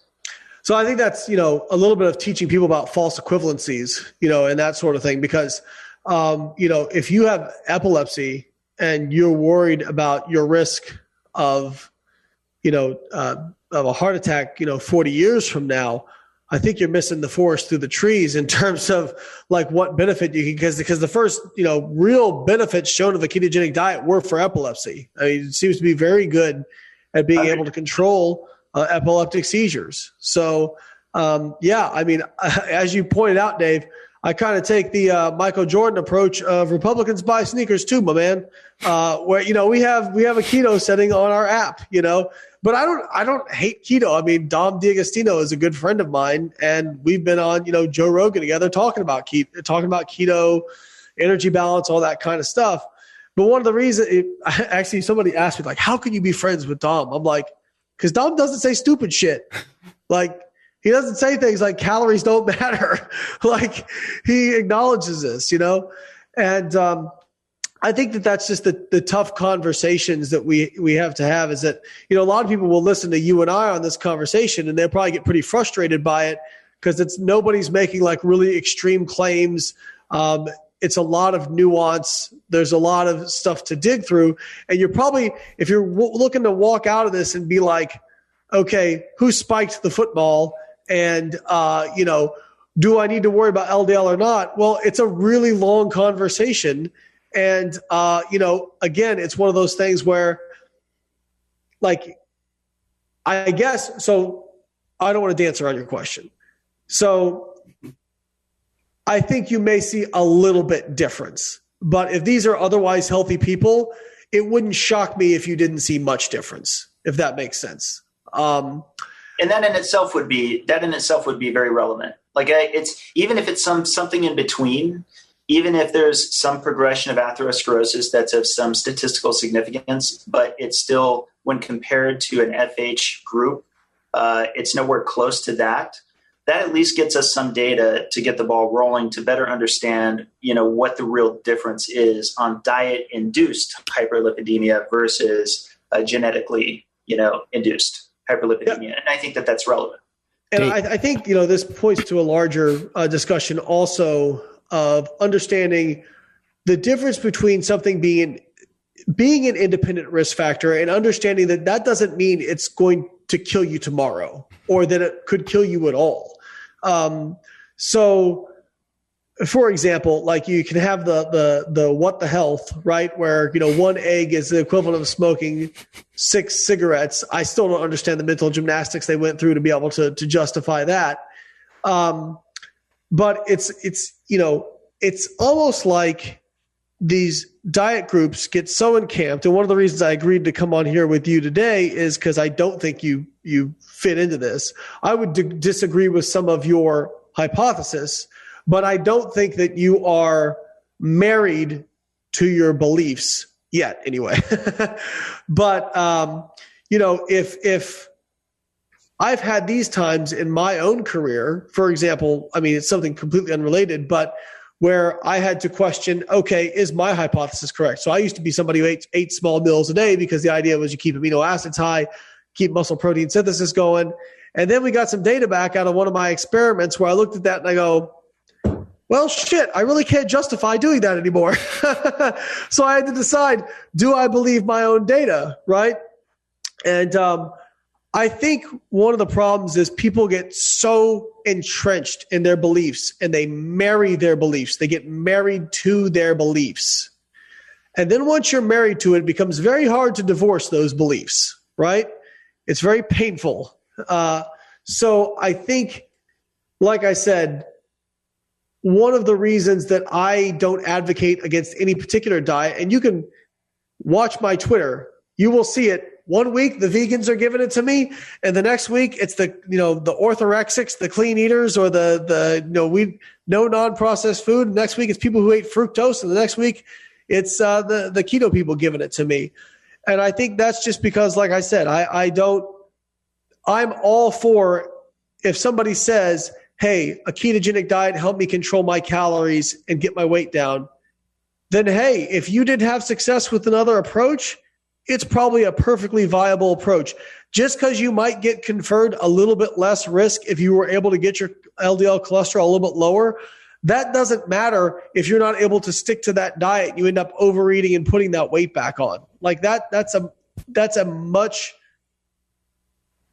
more important thing to think about, is just the overall effects of what you're doing and your overall lifestyle. Actually, I don't know if you saw it, Dave. It's kind of a little bit outside this discussion, but there was a really good meta-analysis that just came out looking at not just meat and processed meat, but also different quartiles of fruit and vegetable consumption, and basically showed that with processed meat, yes, there was still an association with, I believe it was cancer. But when you came to unprocessed meat, at the highest level of processed meat intake, if you also had a high level of fruits and vegetable intake, there was zero association with cancer when you got fruits and vegetables that high. And again, that points to the fact that a lot of nutrition people out there, we want to get really reductionists, but it's hard to get reductionist because all this stuff exists in a continuum. And like I said, if you're eating really high something, you're probably eating really low something else, and vice versa. And it's really hard to disconnect those things. So all I would say to people at home is, like, let's not get too reductionist with stuff, right? If you're worried about the fact that you have, an apple because there's fructose in it, you're really worried about the wrong stuff, Now, if you're worried about having 5 Cokes a day and, overeating your maintenance calories by, 500-600 a day, yes, that's worth worrying about. So Layne, I realize I went on a long diatribe there. Layne, I know you have to bounce on out of here, but before you take off, I'd love to know, why do you think you get so misunderstood? Because I think that your message I haven't really seen it change. I haven't seen your message change. You always kind of revert back to the same, 1 or 2 or 3 principles, and people still get confused or mad or triggered. I have a theory. Go ahead, Dave. I think, to put it in Dave Feldman-like language, I think you're very colorful on Twitter. And so I think probably people find more, like, if I could distill down what you say, because I started following you after that Joe Rogan with Don D'Agostino, and you made a lot of points that I was like, these are not only some points that I agree with, I've not been hearing anybody else make these points. And I think I tweeted back to you the one where you're talking about how your body is intentionally wanting to conserve energy. Of course it is. From an engineering standpoint, of course, the species that's going to survive is not the one that's like, I want to look the best to the other people of the species, in spite of how I manage the energy that I can have for living through the famines. No, of course not, right? But The irony is I do feel that the people who could appreciate your content more would take more opportunities to watch something like this, because I have, and having watched you doing interviews like this, and I don't see any of the colorful language I see on Twitter. I just feel like Twitter is sort of maybe a place where you find some kind of therapy with sort of I don't know. But yeah, that's my theory. Roasted. Well done. So this just turned into the Layne's going to lie on the couch moment, and everybody's going to psychoanalyze him, huh? That's right. I'll be real. So I think that everyone likes their message a little bit differently, and there are a lot of people who really resonate with the fact that I will boldly call out BS. But that being said, if you look at when I call, and it's not always, sometimes I am aggressive and probably not, maybe more so than warranted. And I usually, if I'm called on it, I usually walk it back because I think it's important to own your shit when you're wrong or when you've been overzealous, right? But usually if people are respectful to me, I'm respectful for them. The problem is on Twitter, not very many people are respectful. But yes, I use colorful. I actually had a Doug Kallman, who's actually a colleague of mine, and I like Doug quite a bit. He's in the ISSN. But I said something to the effect of, if you ever feel the need to like tell someone how they should eat unsolicited, just stop and ask yourself why you're being such a fuckface. And, basically like if it's not solicited, just close your mouth, And he was like, did you really need to include that kind of language? I'm like, it's so much more fun. It reads so much better with fuckface in it, doesn't it? Like, it's so much better that way. So I think that part of it is, I actually talked to my wife about this one night because my wife is very much like, Holly is like the most cordial, polite, I'm like, it's good I have you because you can be good cop and I'll be bad cop. She is so cordial and polite. And I said, but that's great because you can convey our message in a way that is going to capture the audience that I never can. But I'm also going to capture a certain percentage of audience who's tired of hearing everybody pussyfoot around it, who's tired of everybody just kind of giving the politically correct answer and who wants to hear somebody who's going to, go after it a little bit more. So I think there's definitely, like, I had this also discussion with Greg Nuckols. He's like, you realize you're never going to change the opinion of the person you're arguing with by arguing with them that way. I said, that's true, Greg, but the likelihood that I'm going to change their opinion, even if I'm nice to them, is probably also very low. I'm not doing it for their benefit. I'm doing it just to plant that little seed of doubt in somebody who might be watching. And I can't tell you how many people I get who actually message me and say, hey, I used to hate you. And then as I followed you more and more and saw you deconstruct these arguments, I realized, holy shit, he's actually right. So I'm going to call you on that, though. I'm going to call you like right now, we're having a pleasant conversation. Let's rewind time and imagine instead you were Twitter you in this thing. I don't think your message would have resonated as well as it does now. So it's true. I think it helps when you adapt to what you believe the receptiveness of the other person is. So, but that's the difference, Dave. That's the difference is you're being very respectful and nice, and you're also not engaging in logical fallacies, right? So that's like in previous debates, if somebody's being respectful but engaging in logical fallacies, I'll also get frustrated. Dude, there's a new guy There's a guy on Twitter right now that's trolling you hard. I've been seeing over the last like 4 or 5 days. Layne, is that the bacon guy? I can't even remember his name, but I was like, wow. And he just keeps saying one dumb thing after another. I'm like, oh my God. This is the guy that believes that essential amino acids are not actually a thing, that your body can make all the amino acids that you possibly need and you don't need to eat protein. That's what I saw. That's right. Yeah. So in his hypothesis. It's a testable hypothesis. Yeah. So I said, so his basic premise is that, okay, if the human body is, tens of thousands of grams of protein, so more than that, right? Like the average person, if you're, 50, well, actually a lot of it's water, but let's say you're like 30 20, 30 kilograms of protein. How is it you can survive with only 50 grams of protein per day, right, as a baseline requirement? And I said, well, I think you probably don't understand the fact that your body does this thing called amino acid recycling, where 7 out of every 8 amino acids that are incorporated into new proteins are from old proteins that have been degraded. So you don't actually have to just like eat your entire body weight in protein every day. But yeah, apparently he is I don't want to demean people who work at this job, but he works at Costco and believes that he has discovered that the nutritional narrative of the world is wrong and that people like me are not. So actually, this is interesting, Dave. People have looked at nutrition as a second science for a long time. So I think people think that all PhDs in nutrition do is pull out a chart of the food guide pyramid and just stare at that motherfucker for about 6 years. And then when we're done staring at it for 6 years, they hand us a PhD.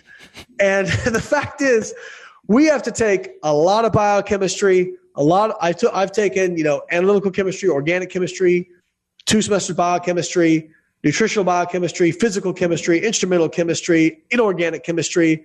Like my degree is basically a chemistry degree. It's just with regards to food chemistry.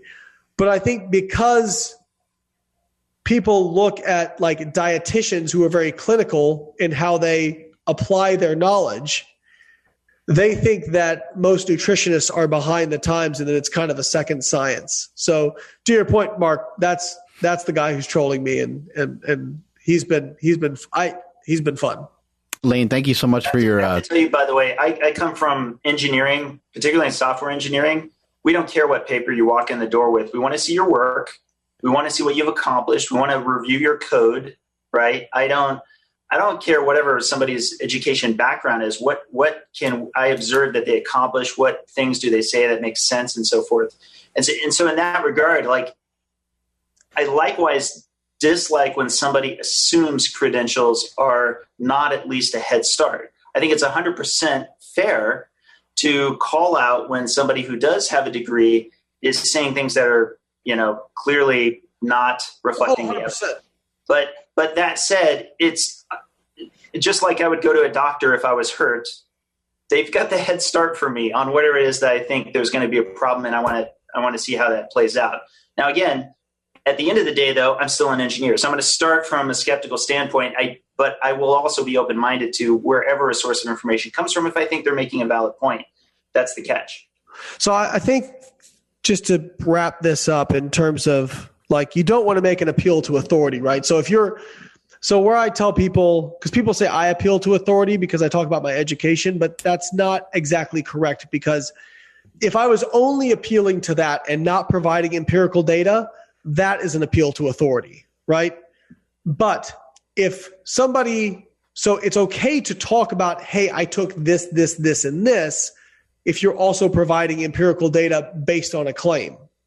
What's not okay is to use a degree as a shield, and when somebody questions your claims, say, well, what the hell do you know? I did a PhD in X, right?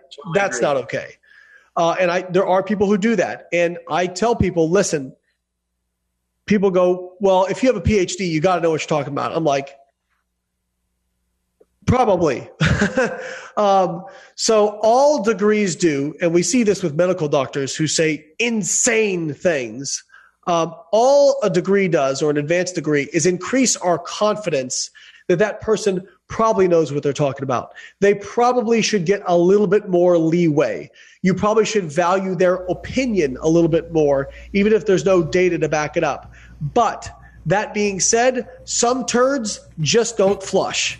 And so I've seen PhDs who couldn't logic their way out of a paper bag. There's definitely some people who have degrees who don't know what the hell they're talking about. And I feel bad for the average person because they have to wade through this soup of experts really trying to figure out who knows what they're talking about. So I'm with you, Dave. I've hired people in my company who don't have a degree in nutrition, and they're really, really good nutrition coaches. But I also saw their work. I saw their logical process, that sort of thing.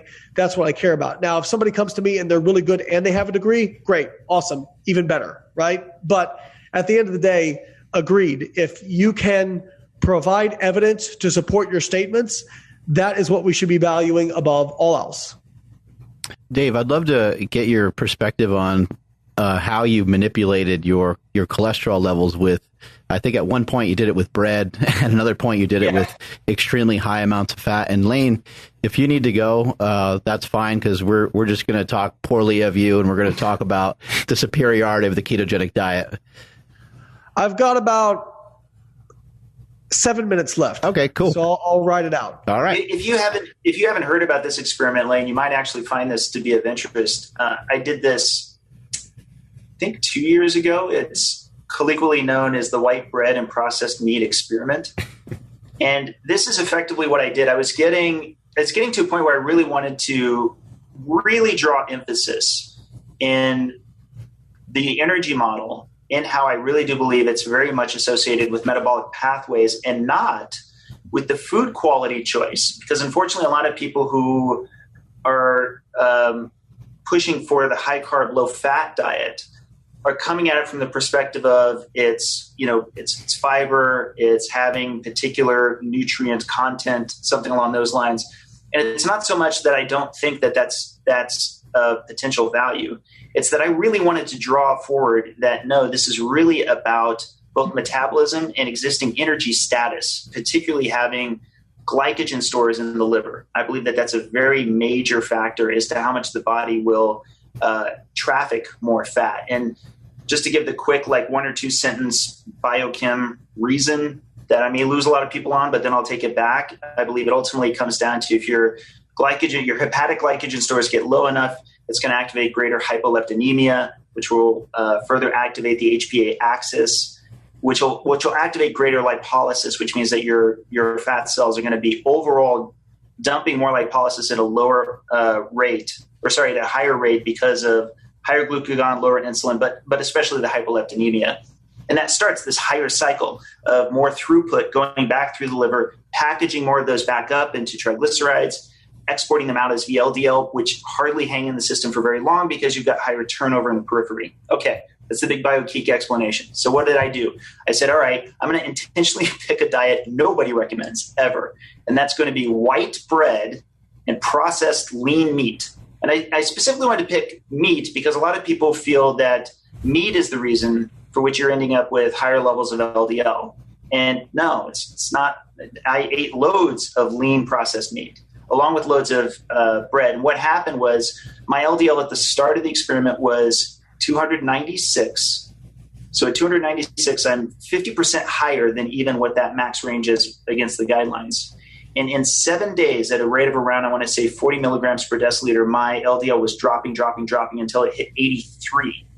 So a drop of 213 milligrams per deciliter in 7 days. Wow. And yeah. And why do I think I did that? Well, I mentioned the system that I was just talking about before that I flipped back the other direction. Obviously, eating all that bread, I make myself hyperinsulinemic. So I'm clamping off the lipolysis big time, but I'm also further filling up my glycogen stores. And without question, I'm telling the body, we're replete with glucose. We got plenty. There's no reason for you to turn over a lot of these VLDLs. And guess what? While my LDL dropped, as I expected, my HDL went to a record low of 38, and my triglycerides jumped up to, I want to say 220, something along those lines. Which, by the way, I think is worth emphasizing because a lot of people believe that if you overeat on carbs, because there are these overfeeding studies, and I think, Layne, you may be familiar with these, for which there wasn't a higher rate of de novo lipogenesis. I believe that that was very compelling to me that indeed I was at least getting some reasonably large degree of de novo lipogenesis to get to those levels of triglycerides, unless they were all just resident through the full 7 days. So granted, I would have liked to have done more sophisticated testing to better suss that out. And there's an experimental lab test I may be able to eventually get where I can actually look at the composition of my VLDL a little bit closer, and that'll help me better understand how much that was recently secreted versus just held up and captive, if you will. But the bottom line is I would much rather have the lipid profile that I had at the start of the experiment with the high LDL, high HDL, low triglycerides than what I had at the end. And I'm sure if I continued eating like that and continued to have that lipid profile, I would have probably had a worse health outcome over time. It's hard to know, but let me ask you this. What was do you know your caloric intake and your total fat intake during that time? I do. You know what? I'm just going to tell you right now, you could go to Cholesterol Code right now, and it's under white bread. Probably just search it. And there I have all of the data for that experiment laid out. Yeah, it's Tandem Drop Experiment Part 2. And I guess it was on November 8th. White bread? Yep, white bread and processed meat. And yes, I think to where you're going, I was definitely hypercaloric. I was definitely what I would say above maintenance. Yeah, what was your total fat intake? But not by much. My fat was 13, 34, 50, 50, 56, 56, 46. These are in grams. Okay. So roughly 50s, I want to say. Okay, so I'll address the de novo lipogenesis part real quick, and then I've got to go. Basically, the research shows that in overfeeding studies, if you're overfeeding carbohydrate, what tends to happen is you don't really store that carbohydrate. You kind of just burn it, you use it, and you store the fat that you're taking in. However, there is evidence that if you're on a very low-fat diet and calories are high enough and carbohydrates are high enough, your body can ramp up de novo lipogenesis to account for a decent amount of fat. And that makes sense. I mean, you wouldn't want to just waste, like if all you had available was carbohydrate, but you were in energy surplus, you wouldn't just want to waste it and not be able to capture that energy. So do I know whether or not that's specifically what happened in this case? It's hard to know without a tracer study, obviously, but it's certainly possible. And Dave, thanks for talking with me. Guys, thanks for having me on. If anybody wants to follow me, I'm at BioLayne on all platforms. And I sell some shit. I sell books. I have a book that's a really good seller. Fraud, yeah. Fat Loss Forever. And I also have a nutrition coaching app that, as Dave said, has a keto setting on it. And it's actually been tested. Dom D'Agostino actually uses our app. Said he loves it. So that's cool. To have you got supplements too, right? What's that? You got supplements that you're selling now too, right? Yeah, so we had our pre-sale. The line should go live here in about 8 to 10 weeks, depending on when we get inventory in. It's going to be called Outwork Nutrition. So yeah, check all that stuff out. But definitely, guys, check out our Carbon Diet Coach app. It's an amazing app. We have over 15,000 users now. We have a 4.8 star rating in the App Store, which is really hard to get. And it's $10 a month for customized nutrition coaching that goes on this guy right here, which, you know, if you can afford a coach, great. But if not, we're a really great option. We're on iOS and Android. Thanks for having us on. That's my 10-second give me money pitch. Thank you, Layne. Really appreciate it. Thanks, guys. Thanks. Catch you later, buddy. Layne. Dave, if we can keep you on for just a little bit longer, I'd love to dive into this a little bit more. So I also understand that you took in like enormous amounts of fat at one point too, and got your cholesterol readings, right? Like with 300 or 400 grams of fat every day or something like that, right? Yeah, so I've actually done this several times. In fact, it's colloquially called the Feldman Protocol. In fact, if anybody wants to go to the site, they can click on Feldman Protocol. It kind of outlines it. And this is really what sort of kicked off all of my research, was that this is what happened play by play. I get the initial cholesterol test, I flip out, and I then start learning everything I can about lipidology. But in the 2 weeks after I'd gotten that initial test, I was like, I'm going to get another test just to confirm that this is what it is. But in that span of time, I was very depressed and my diet kind of fell off. And I said, I'm only going to eat if I'm like really hungry. And I started becoming hypocaloric. I started just eating less and less and less. And then I get the second test. And it happened at the same time, I'm learning about the lipid system, but I'm also saying, I think this may be more of an energy distribution system more than anything else. That may explain this. So that when I got my second test, I was actually excited. because instead of my LDL going down from how little I was eating and how much my saturated fat went down, it went up. It skyrocketed. It went up to, I think, 400. And the lady at the counter who was handing it off to me she had already seen me 2 weeks prior get the lab, and I was clearly dejected by it. And so I could tell she was already afraid to hand it to me this time because she remembered me from last time.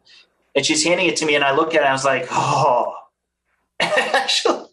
She didn't know how to read my reaction because I seemed genuinely excited to get it, because at that moment in time, I was like, this is only 2 data points, but I'll bet this is an inverse pattern.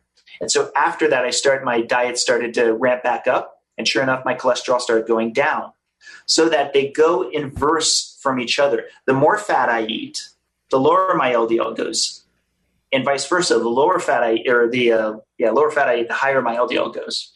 So I figured out that it's this window. It's about 3 days. If you are fat adapted, that indeed, if you eat at a hypercaloric level, if you consume a lot of fat, you'll see your LDL drop. Generally, it's about an 85% success rate so far for everybody that's done it up to this point. There's now, I want to say 250, 300 people before we lost count. For a little while, I was trying to get everybody to report in what it was, and now it's just too many people. It's actually the second most visited page, I think, on the site. So, but yeah, it fits with the energy pattern. If I can just tell you the quick biochemistry behind it, in general, if you're consuming fat, it packages it in these boats, these lipoproteins called chylomicrons. Layne mentioned that a little bit earlier. They're really big, and they've got a lot of triglycerides from the food you just ate. The triglycerides are packaged in there, and they're in your gut. They go from your gut into your bloodstream, and they very quickly dilipidate and get smaller, and then your liver takes them up right away. They're constantly being counterbalanced with the fat your body is supplying in another kind of boat called a VLDL, very low density lipoprotein, and that's strictly from the liver. And if this is high, you're getting a lot of fat from this and you're fat adapted, then this will be lower, because why supply from your fat stores if you're already getting a lot coming from the diet? But if you switch it and now, I'm not getting a lot of fat from the diet, well, then your body, through the glucose, insulin axis, so forth, activates more lipolysis. That packages into VLDLs, and here's the key difference. Chylomicrons, they get taken away right away. What happens to VLDLs?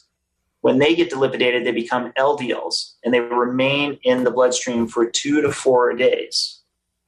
So that's why if you eat a lot of fat, voila, you actually end up with lower VLDLs and therefore lower successive LDLs. Did that make sense? Hopefully I pitched Absolutely, that. yeah. Mm-hmm. Now I'm curious about this, because when I was wondering about this when you and Layne were talking, when someone that's listening to this, let's say they're starting their whole diet journey, and they are not in the most healthy place, so they are at risk for cardiovascular disease, and they're really wondering, well, it's the first step for me is to choose the diet I'm going to do.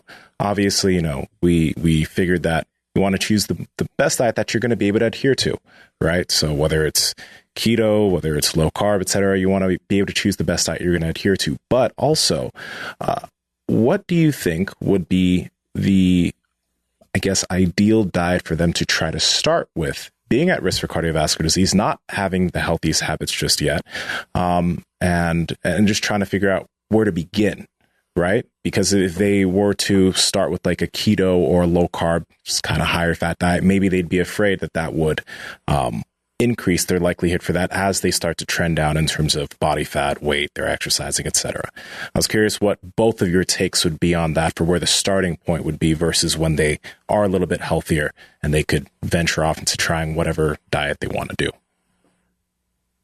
So, well, first of all, as I was kind of saying from earlier in the podcast, I don't ascribe to any diet being the clear and obvious choice, the superior choice. For people starting out, I will say I can only speak to my own friends and family. Part of the reason I practice and enjoy keto is it's just been the easiest for me, really. I mean, all other things considered that I've tried, I've not really been a big dieter per se, but this has just been an easier lifestyle. Now, my dad and my sister of my immediate family, they were inspired to do so shortly after I started. And they had been trying different things. My dad was down the road on type 2 diabetes, and he's now functionally cured it by going on this diet, which he cared a lot about. My sister mainly just wanted to lose weight, but she also suffered from hypertension. Both of those have been helped by going keto. But her daughters, 2 of her daughters, my wonderful nieces, wanted to be plant-based. And I've helped them as best as I can to try to at least make good decisions there. They've asked me point blank. They've said, hey, wait, are you only an advocate for keto? And I say, I'm, to sound like Layne, I'm an advocate for what works for you. If you can be plant-based and be nutritionally complete, because this applies to all diets, you need to be sure that whatever you're eating, you find a way to get the other things that you need in the diet so that you will be okay. And plant-based, of course, I talked to them about B12 and DHA and so on and so forth. That said, I will say, if I were to give general advice, if you're worried about cholesterol in particular and the things we talked about here today, there's, of course, the group called Virta that you may have heard Sarah Hallberg's connected to, Steve Finney is connected to, and so forth. They, I think, had an average BMI of like 45 or 50 to start. So they were certainly, out there on the obesity side. That group, this tracks with the energy model. When they go on a ketogenic diet and they lose a lot of weight, but they're still overweight, so they haven't actually gotten to, say, our levels, you tend to see cholesterol levels either stay around the same or go down or go up slightly. But all of these other factors, such as metabolic syndrome, a lot of those tend to improve. Yeah. But again, it's not a panacea. Your results may vary. But I think for people who are interested in, hey, is this a trade-off? Do I have to get higher cholesterol to improve these other things? Well, again, going from obese to overweight, I tend to find that's more likely the pattern. Conversely, though, if you're going from overweight to like lean, then it's a little more likely that you're going to see the higher LDL, the higher total and LDL cholesterol. But there's one thing that does frustrate me. There's not enough emphasis placed on other cardiovascular risk markers that get better with health improvements, period. It does frustrate me how much focus there is on LDL. Like assume the lipid hypothesis is 100% right, and that total and LDL cholesterol does cause atherosclerosis. If you do have it higher, you will have a higher risk for it. And you quantify that into a list of 1. You have this other list of hypertension, waist to hip ratio, blood sugar, hyperinsulinemia. All of those are cardiovascular risk factors. If the LDL is keeping you from what is clearly a much longer list for which you could quantify to be so much better, I think you should at least put that on the table. That's all I'm saying. Yeah, it probably doesn't do any good to have somebody come into a doctor's office with a waist measurement of like over 50 and then be, talking so much about their LDL cholesterol and just prescribing a statin. But that's what we see happen often, right? That's definitely what I've seen in my family. There's a few challenge cases that it's been tough on me emotionally because keto was working for one of the challenge cases, and they found that they could be on it easily, and then ultimately their doctor talked them into getting off of it. Oh. And at the time of talking it, I said, it's cool if keto doesn't work for you and you want to do a different diet. But for what it's worth, I hope you have another place to go. I hope you're not just going to quit. I hope you're not going to feel that diet isn't an important thing you need to change to improve your life and your health outcomes. Because I see their blood work and it scares the heck out of me. And it's unfortunate because I'm sure you guys deal with this yourselves, particularly when it comes to things like working out and training and so forth. People can't help but want to find the excuse to stop the momentum. And a lot of times the momentum is what keeps you going. The momentum is what takes you into an entirely new life, an entirely new you. And a lot of times the inner us, we're kind of reaching for the excuse not to put in the work to get that momentum going and to keep it going. Now, actually, I wanted to ask this too, because this is going to be the next part of what I wanted to kind of get from you. When an individual, let's say they go to their doctor, because I have friends that have come to me with this question, and I also have clients that this has happened to them where you're relatively healthy, you are on a low carb keto type diet, but now your doctor is telling you your LDLs are high. You need to increase your grains and your fiber intake and your carbohydrates. But they're relatively healthy individuals at this point. And now it's in their head and they're worried and they want to switch up their diet, even though they're feeling great. Now, what I wanted to know is, other than LDLs, you did mention a few other markers that people should look at. Now, can we clarify what other things that they should be trying to pay attention to other than their LDL cholesterol? I certainly have my favorite list. I actually call it the big three for me. I especially want every blood test to include fasting insulin, fasting C-reactive protein, and unsurprisingly, I like a lipid panel. A lipid panel actually can tell you a lot about your health status, particularly if your triglycerides are super high. All three of these, though, you need to be fasted. And it's not the common advice. What commonly happens is people are told they don't need to be fasted for these tests. And I have more than enough data just on my own tests. I think I have something like 129 blood draws since November 2015. And I can tell you, I've done tests, for example, where I want to say it's been at least 7 or 8 times I've had a blood draw 24 hours after either a half or a full marathon. And all of them included a C-reactive protein. And my CRP, C-reactive protein, is usually under 1 or a little above 1, which is typically normal, except for those days. And I've had it as high as 52 following a half marathon. Yeah, I've had mine be through the roof.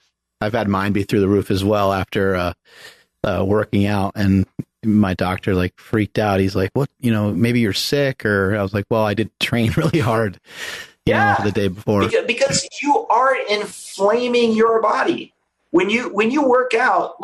Listen, you die. You did not have inflammation. Inflammation gets a bad rap. Inflammation is really the healing process. So when you have inflammation markers that are elevated, it's not telling you that your problem is inflammation. It's telling you, it can be if it's an autoimmune thing, but generally speaking, if your inflammation is high, there's something that's happening that's activating it, especially if it's chronic, that you should look to. You should try to resolve. And that's why I like C-reactive protein. C-reactive protein is what they would call a non-specific acute phase reactant. And that's a good thing. It's kind of a general alarm. And it can give you false positives like we just talked about, like you worked out and, it just reflects you working out. But I'm okay with that because when it's low, because you made sure you controlled for all of that, you didn't do a workout, you weren't sick. If it's extremely low, it actually rules out a huge number of problems altogether. Now, fasting insulin is another one. There's no good reason that I've ever seen for chronically high fasting insulin, full stop. For sure, you want insulin to be high enough postprandial, so like just after you've eaten food, to help shuttle energy away.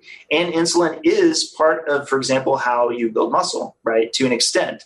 But high fasting insulin, like you just slept all night and you're waking up and your cells right now should be fully into autophagy. They should be getting their housework done. But you are still ringing the bell with insulin because it's so anti-catabolic. There's no good reason for that. I think that's why we'll find so much diseases associated with that the more that we make that a standard, which it should be a standard. And getting to lipid panel, of course, there's not really a good reason to have high levels of triglycerides, especially fasted triglycerides. But there is one caveat I've got to throw in there. You're more likely to have a longer lasting level of triglycerides the lower carb you are. So the more you're powered by fat, the lower your basal insulin levels are, and therefore the longer the triglycerides will last in the bloodstream. Just real quick, I've seen this with carnivores. If you ever talk to any carnivores or very low carbers who say, I don't understand, my triglycerides are super high. I actually have a whole article on what I like to call the triglyceride carryover effect, which is you could, for example, eat, a steak at say 7 p.m., go to sleep at 11 p.m., wake up, and if you got your blood test at 6 or 7, well, no, I guess this doesn't work for that example. It'd have to be before 12 hours. You could have high levels of triglycerides because it's actually still carried over from when you were sleeping. But that's because you actually haven't had much of an insulinemic effect from the food you were eating. And by the dawn phenomenon, everything else, it's shuttled back to under 100. So, for example, I'll have triglycerides of, say, 200 at 8 hours fasted. That's then 60 at 12 hours fasted. Those numbers change pretty quickly. And your glucose levels could be high if you're on a lower carbohydrate diet. Sometimes we see that when somebody gets their fasted glucose. Is that right? That's right. And for this is actually something I'm a bit vocal on. You take that same person and you put a continuous glucose monitor on them, and it doesn't look like a diabetic at all. It's like a flat line. It's like a board where it's hardly moving at all. To me, from an engineering perspective, I feel like I'm observing clear homeostasis. It's holding to a tight delta of what I believe is adaptive glucose sparing. There's a higher affinity for fat in those people's systems so that it can spare that glucose for obligate tissues, like your red blood cells. They can't process the fat. They need to be using glucose. To some degree, it could be your brain. And to some degree, of course, it could be also your muscles, especially if you're, like, say, working out in the morning and there's, you do more explosive exercise. Again, all of this just makes engineering sense to me. It's frustrating how high glucose levels are so closely tied to type 2 diabetes, where they won't differentiate with the hyperinsulinemia, having high levels of insulin. Because I'd be willing to bet, well, and actually there's a disease that illustrates this perfectly. There's a disease, I forget what the origin point of why this is, but they have generally higher fasting glucose levels comparable to someone with type 2 diabetes. But same thing, tight homeostasis, and none of the issues that you see with somebody who has diabetes. They don't have any of the things that tend to be associated with sky-high levels of glucose. So I myself, I'm not that concerned with the higher levels of glucose that we see in carnivores or just super low carbers. But what about trying a diet that's a little bit higher in protein and leaning a little bit more towards something like protein leveraging, which I texted you a little bit about? It seems like carbohydrates can be problematic, and it seems like to some extent fats can be problematic, but it seems like protein maybe doesn't seem as problematic, but maybe I'm uninformed. So it seems like if we can eat a good amount of protein to satiate the body and to keep our muscle mass, then we can just select and pick what other energy source that we want to bring in, whether it be carbs or fat or or some combination of them. But it seems to me like it's a lot easier to balance your energy when protein's kind of the base. Have you seen anything in some of the stuff you researched, whether it be blood work on yourself? Have you noticed any negative impact from trying to eat more protein? Have you any experience with that? Well, for sure, I think that you have to meet your protein needs. That's like a no-brainer to me. And yeah, I think that the energy substrate you get, I will say this, and again, I try to avoid the diet debates, but I will say this, I do think, and I'm going to sound a bit like Ted Naiman here, the big risk is when you've got a combination of fat and carbs and very low protein. All of those foods tend to have bad outcomes associated with them, donuts and things like that, right? So I do like the concept, especially if you're doing a lot of athleticism, if you're exercising a lot, of being very aware to meet your protein needs and to sort of treat the energy that you're going to get from fat or carbs as certainly very relevant, but not something that you're trying to meet the macros with quite like you do protein. That's kind of my default position anyway. A lot of the issue that I think I would say gets a benefit from being low carb specifically is when you already have a problem with carbohydrates. And I think a lot of the debate right now is at what point do you create that kind of intolerance to where now you have a good reason to be low carb. And a lot of the people that I know that are very athletic who are doing low carb right now, I don't know that they actually would have a problem with, for example, adding in more carbs or something along those lines, because I don't know that they ever reached that point we're talking about where, for example, your pancreatic beta cells are burnt out, or whatever reason there is that drove you towards type 2 diabetes. But all of that said, protein, can't get around that. There's not going to be a low protein diet that's going to become a thing. I'm pretty confident in that.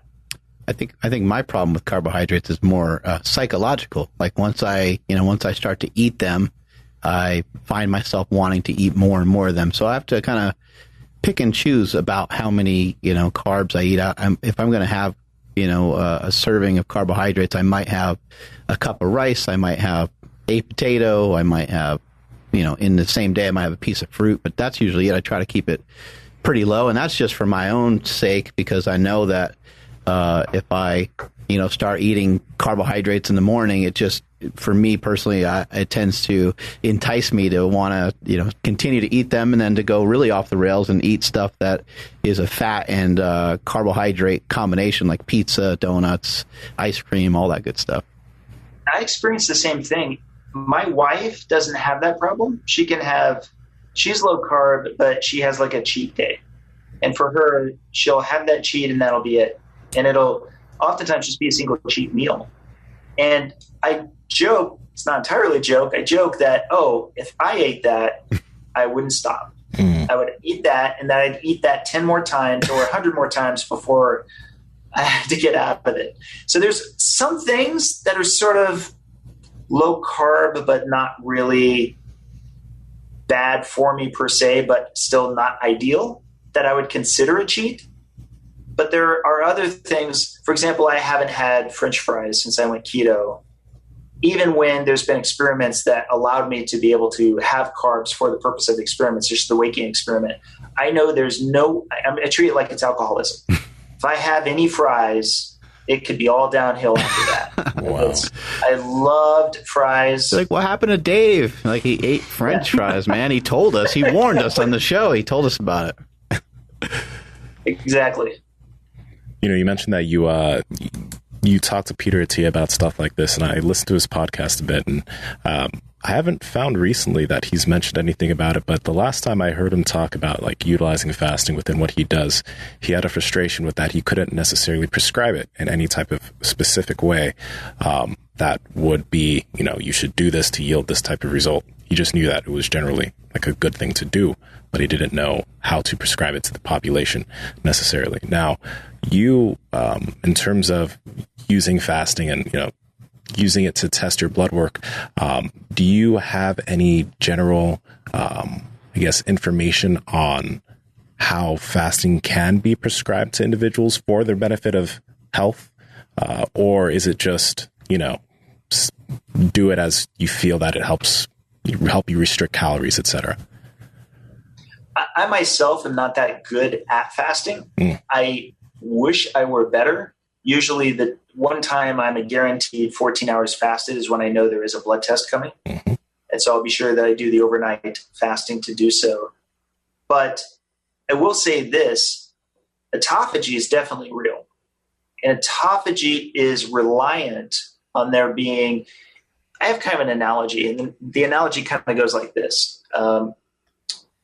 You have the opening hours of a restaurant where the customers are in there and they're eating. And then you have the closing hours. And in the closing hours, things can get done. A variety of things can get done. There's the janitorial. There's maybe some Wi-Fi needs to get installed. Maybe there's some patchwork that has to happen out on the floor, right? That's how I think of cells. Cells systemically all have their opening and closing hours. And ideally, you want them to do whatever they want to do on their own as much as possible. And so part of the reason I do like, from a systems management standpoint, why I like low carb, high fat, is that it's because of that lower basal insulin, or really a lot of hormonal influencing of these cells. You're kind of leaving them on their own to do their own thing. And in that regard, I do think that it somewhat emulates fasting. In fact, I just got done with a presentation on how much fasting has in common with the lipid energy model as it associates with being low carb, high fat. And so there are a lot of things that they have in common as far as like glycogen stores and all of that. But I do believe this, and it's a hypothesis, but I believe these lean mass hyperresponders I talked about earlier, I believe they're enjoying a higher overall rate of autophagy when compared to people on a mixed diet. And that's because I believe that even though they may not be fasting consciously that much, it's actually very hard for them to fast for like multiple days compared to other people. They're basically in a blended fasted state from their body's perspective. They're operating at this super, super low level of basal insulin. They have, I believe, not just, the autophagy, but also possibly enhanced efferocytosis. I think given, and it's very anecdotal, but I think given some of the athletes I've been working with, they may have actually better recovery time. And that could be related to that. Again, I don't want to make wild claims, but again, systemically, this all kind of makes sense.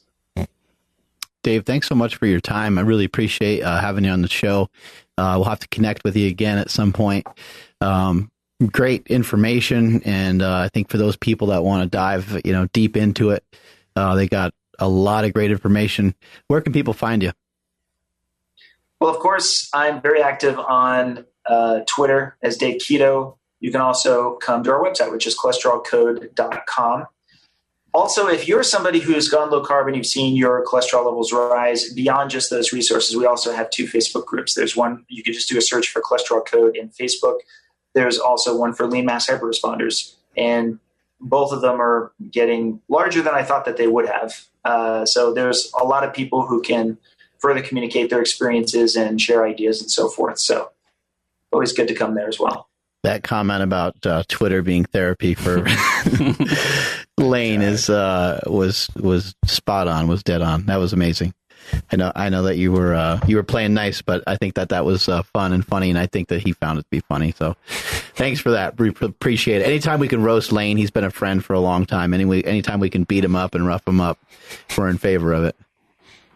Well, and like I said to him, I think it's important for people to kind of see this side of him too. I thought this was a very pleasant exchange that we had, and I hope we continue the conversation. Yeah, I've had him debate some other people on the show as well, and he's kind of always been the same way. Like every time, it's not, I think people are expecting this, a hostile thing to happen, and it's usually just some back and forth, and we move forward from it. So it ends up being beneficial for everybody. Thanks again. But I will say this. I will say that we need more of this. One of the problems is there's too much talking past each other. There's too much of these community tribalistic things that I know you followed me for a while. I am very proactive about trying to connect with people of different opinions and trying to have respectful debates, discussions, discourse. And so I applaud you for not only, mentioning this and getting us on here, but I hope you have many more. Awesome. Thank you so much. Have a great rest of your day. Thank you, sir. You too. That was some awesome information, man. There was a lot of stuff where, I've been following some of this information for a long time, but there's a lot of stuff where I'm like, man, I do not know what a lot of these words mean. I know that some of you listening maybe in the same category, but maybe if you're listening at home and you're not understanding what's going on, maybe you can highlight some, a couple of words and start to search for them on your computer as you're listening to this.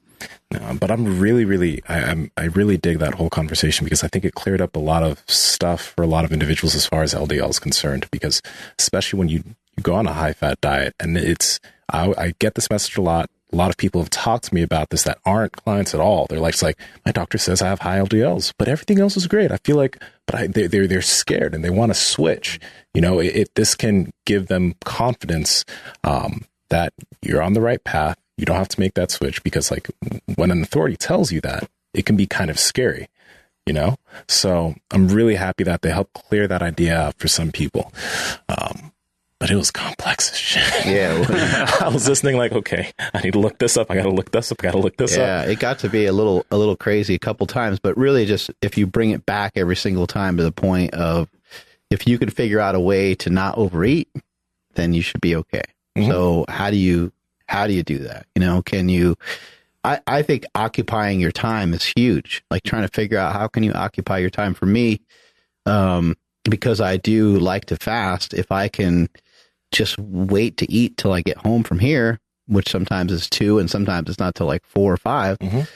that helps a lot because now I can have 2 big meals. I like to eat kind of a good amount of food. I like to feel full, and that works great for me. And maybe somebody else has to find a different way to occupy their time. Maybe maybe they want to eat in the morning and then eat when they come home from work and kind of fast through the middle of the day. Or maybe they want to try to simply just track. You can track your calories. You could try to up your protein. I think that upping your protein can really drastically help you to eat less, eating more fiber. The walking is just going to occupy your time. Lifting crushes your hunger. Sometimes it makes you a little more hungry, but usually, like when you're done training, a lot of times for me anyway, it seems to occupy enough time as well. But sometimes it's 20 minutes, 30 minutes to a gym, and then you train for an hour. So that would be, a 2-hour time slot that you're just not eating. So what are some things that you can do that don't involve you eating all the time, whether it's hanging out with friends or being in front of your computer or being in front of your TV screen? Mm-hmm. Try to make some rules for yourself so you're just not overeating. Because if you don't overeat, I don't think it matters that much what it is that you eat. Obviously, if you're eating like junk all the time, then we can make a rational claim that we don't think that would be a great idea. Mm-hmm. But for the most part, I like what Layne said too. Because of his condition, because of his cholesterol personally, he cuts saturated fat down. He tries not to overeat. So what does he end up with? And he's trying to eat enough protein because he's into working out. So all his bases seem to be fairly covered. Yeah. And Layne did mention, I don't know, I forgot what his 6 things were, but keep stress low. Don't eat like an asshole. So don't eat a surplus all the time. Get enough sleep. I don't know if he did mention exercise or He not. said don't smoke, don't drink. Don't smoke, don't drink. There was something else. I think some sort of exercise. But if you really do live that way, the big aspect of it being just if you can find a way to maybe eat in a deficit quite a bit, those concepts will get you healthy and in shape without having to dig into the weeds this much. Nsima, so how hard or easy is it to get into a deficit by just working out? Because I feel like a lot of people, they just heard Mark say that Mark trains in order to fast a little bit longer. But I know there's people that are thinking, no, I'm going to be burning calories. So I'm going to need some calories to work out, or else I'm going to feel like crap, or I'm going to perform like crap. Especially if you don't have your food handled and you're just kind of eating like an asshole or not really paying attention to that. Just going to the gym and lifting weights probably isn't going to put you in a deficit of calories. Even if you add in an hour of cardio into the mix, you're probably not going to be put into a deficit of calories. Mm-hmm. That is one of the big reasons why myself, and I believe why Mark also mentions why fasting is so beneficial, just because it's so much easier for you to be in a deficit of calories, because we're not spending most of the time eating. If I were to eat breakfast and all this other food that generally most people do, they eat breakfast, a snack, lunch, another small snack, they have calories in their drinks, dinner. If you're going to be in a deficit, those are all going to be very small, non-substantial meals, mm-hmm. which for most people, they don't do. Most people have very substantial meals for all their meals because they want to feel full and satiated. Let's say that I'm allowed to eat, 3,500 calories a day approximately or something. I don't even know what it would be, but mm-hmm. Let's just say that, right? So if I start my day off with if I start my day off with 700 calories and I have another, X amount of calories and I already used up 1,500 calories. Well, now I have 2,000 calories for those last 2 meals, and that may be enough for me. But like I said, I like to feel pretty full. I could just save all my calories for later on in the evening, and I can probably run a pretty good caloric deficit for many, many days on end, and not even without really barely noticing it. Mm-hmm. Obviously, during the day, 11 a.m. comes and sometimes a little earlier, but it's usually around 10 or 11 and around 1 or 2 where I'm I'm pretty hungry. But once 1 or 2 rolls around, I'm eating in an hour. That's not a big, this is not a big deal. This is not that hard. And, for other people that might have a different schedule, just set your timing up accordingly. But I usually do what I call a double dinner. I eat about 2 or 3 hours before dinner. Normally the way it works is as soon as I get home, I start to cook something. I eat, I take a shower, and then my wife is home, the kids are home. We kind of all hang out and we just cook again. So, but one of the keys with fasting though, is you have to act as if it never happened. So it's not time to make up for lost times, because I mean, if I start throwing heavy whipping cream in my protein shakes and stuff, like it's just it's fairly useless. Like somebody might be able to say, oh, well, fasting has these other properties or whatever, but I just don't think it really, for long-term success and for long-term health, I don't really think it works that way. Yeah. And like the point that I'm like really trying to point at is, we hear you can't out train. You okay over there? Yeah, I've just found, I don't know if I've grown this very long hair or if it's a stray hair. It's really long. Oh, yeah. I'm sorry. That's all right. It just caught me off guard. But we hear you can't out-train a bad diet. But I think, there are people that like, no, I'm low carb. And, they will have the heavy cream and the coffee. And then, they'll have like I'll just go to Wendy's and have like 4 or 5 patties with extra cheese. And it's like, okay, your diet isn't bad per se because you are low carb or whatever, but you're still having like 5,000 calories and it's not even dinner time yet. So by the time you get to that workout's not going to burn nowhere near that, right? It's going to burn off like one of the, pieces of cheese that you had. So they say, you can't outwork a bad diet, right? But I think the flip side of that is really important too, and I just wrote this down because this is from Ted Neiman and I just think it's amazing, but he said, you also can't out diet no exercise. Like that's huge. Like you can to some extent, you can't, like, I don't want to say like it's impossible. But if you don't do much, then you don't need much. And it's like, you could kill that at one trip to McDonald's, Easily. Yeah, you get a 1/4 pounder and some chicken nuggets and a large fry and a big chocolate shake. And it's like, if your body just doesn't need that many calories because you don't have that much muscle mass and you don't move around a lot and you do that every day. Yeah, I mean, and I would imagine that you'd probably eat something else other than that, but that's a fairly dense meal. And if you do that 2-3 times a day, along with the first thing that you have in the morning is a big bowl of cereal or something like that, you're probably going to be in trouble. You're probably going to be behind. And once you get behind, it's really easy to accumulate body fat. Once you start getting your body a little bit behind and you teach your body, hey, this is what we're doing. This is how it works every day. We're going to store a little bit of this fat every single day. You're going to be overstressed pretty much all the time. You're going to be behind a little bit every single day. You're always going to be a little bit tired. What happens when you're tired? You're not motivated to do anything. You're not motivated to even stay on the very diet that you wrote down or you talked about.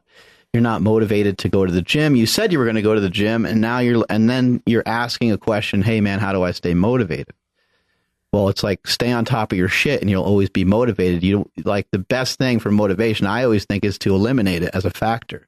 Just fucking get rid of it. Just be diligent. Just do your stuff. Like do your stuff when it needs to be done. Sometimes the urge to actually do something, nobody wants to like wash the dishes. Nobody wants to scrub out their pan right after they cooked. But if you do it immediately after you just cooked, it's clean the next time. You know what I mean? Like it's all the small life lessons that will really add up over a period of time and allow you to make those leaps forward. Yeah. But there should be no reason why you don't exactly resistance train. Like I think the really cool thing that he said is for athletes that do weight train, it's like an LDL sync. Like even if they compare it to individuals that do heavy cycling, etc., that have the same types of diets, individuals who do exercise with weight training have lower LDL levels. I think that is pretty cool. Like doing 30 minutes of weight training or whatever can be super beneficial. The gym doesn't have to be that hard either. Yeah. It might be challenging while you're there. Like some of the stuff that you do might be, today I did, I pretty much just try to pick one body part. I did chest. I did cable crossovers. I did some flat bench. I did some incline dumbbell bench. I did a machine, and I did one extra set of cable crossovers on the way out the door to get that pump. And it's like, 4 or 5 exercises, and if I was pressed for time, could I do 2 less exercises? Yeah, of course. Yeah. And still have a good workout. Could I go back and forth between doing push-ups and bench press for 5 sets and even have just that be a good workout? Fuck yeah, I can. That'd be a great workout. I'd be smoked. Maybe even do like jumping jacks in between just to keep that heart rate elevated. It's like, that's going to be a tough ass workout. So it'd be tough, but it'd be simple to do. It's not complicated, I guess, is my main point with it. But amazing having those guys on the show today. Appreciate Layne Norton, Dave Feldman. They gave us a lot of info, a lot of insight. I like the back and forth. I think that we should have Layne on more, because I think that he is a good antithesis to whomever else that we have on the show. So that was awesome. I had a lot of fun with that. Yeah, it was. Layne was really nice. I like Layne. I haven't seen that side of Layne on the podcast outside of this podcast room. Like when he's here, he's pretty chill. He's awesome. But the past 2 times we had him on, I think he was pretty fired up. He was. But that's nice to see too. I think he's getting in a better place though. Could be. I think it's just exactly what I just talked about. People feel like they're kind of always behind. I think he's getting ahead. I think it's hard, when you go to school, you get a PhD, you work your ass off, and you're climbing that ladder. But now he's got supplements, he's got an app, he's got a lot of people on there. He's getting recognition. He's starting to get paid well. Like all these things are kind of like falling into place, and it won't be too long before all the anger is wrung out of him at some point. So he'll be making that money. He won't care anymore. Mm-hmm. Oh man! But maybe not. I don't know. He'll still have a Twitter for his therapy. That was amazing. That was pretty funny. Take us on out of here, Andrew. Awesome. Thank you, everybody, for checking out today's episode.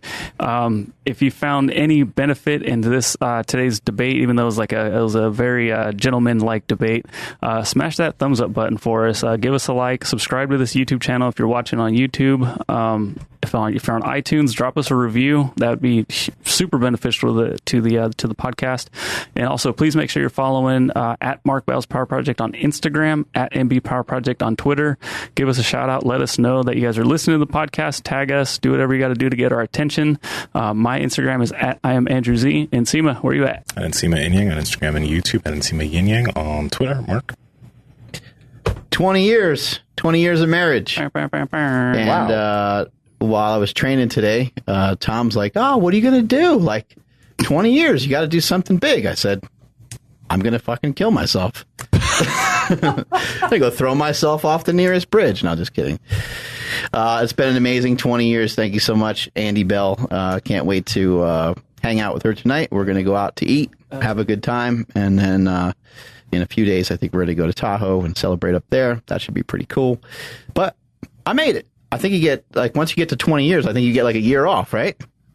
Yeah, you have to do whatever you want to do. Yeah, you get a year off, and then you get a gold jacket. Wait, but she doesn't get to do whatever she wants, right? No. She does, actually. No, that's not how it works. That's kind of how it works. Hey, you're not married, so you're not that wouldn't work out so good for me, I don't think. I don't think you're coming back, right? Yeah, I don't think I would do so well. Anyway, strength is never weakness. Weakness is never strength. Catch you guys later.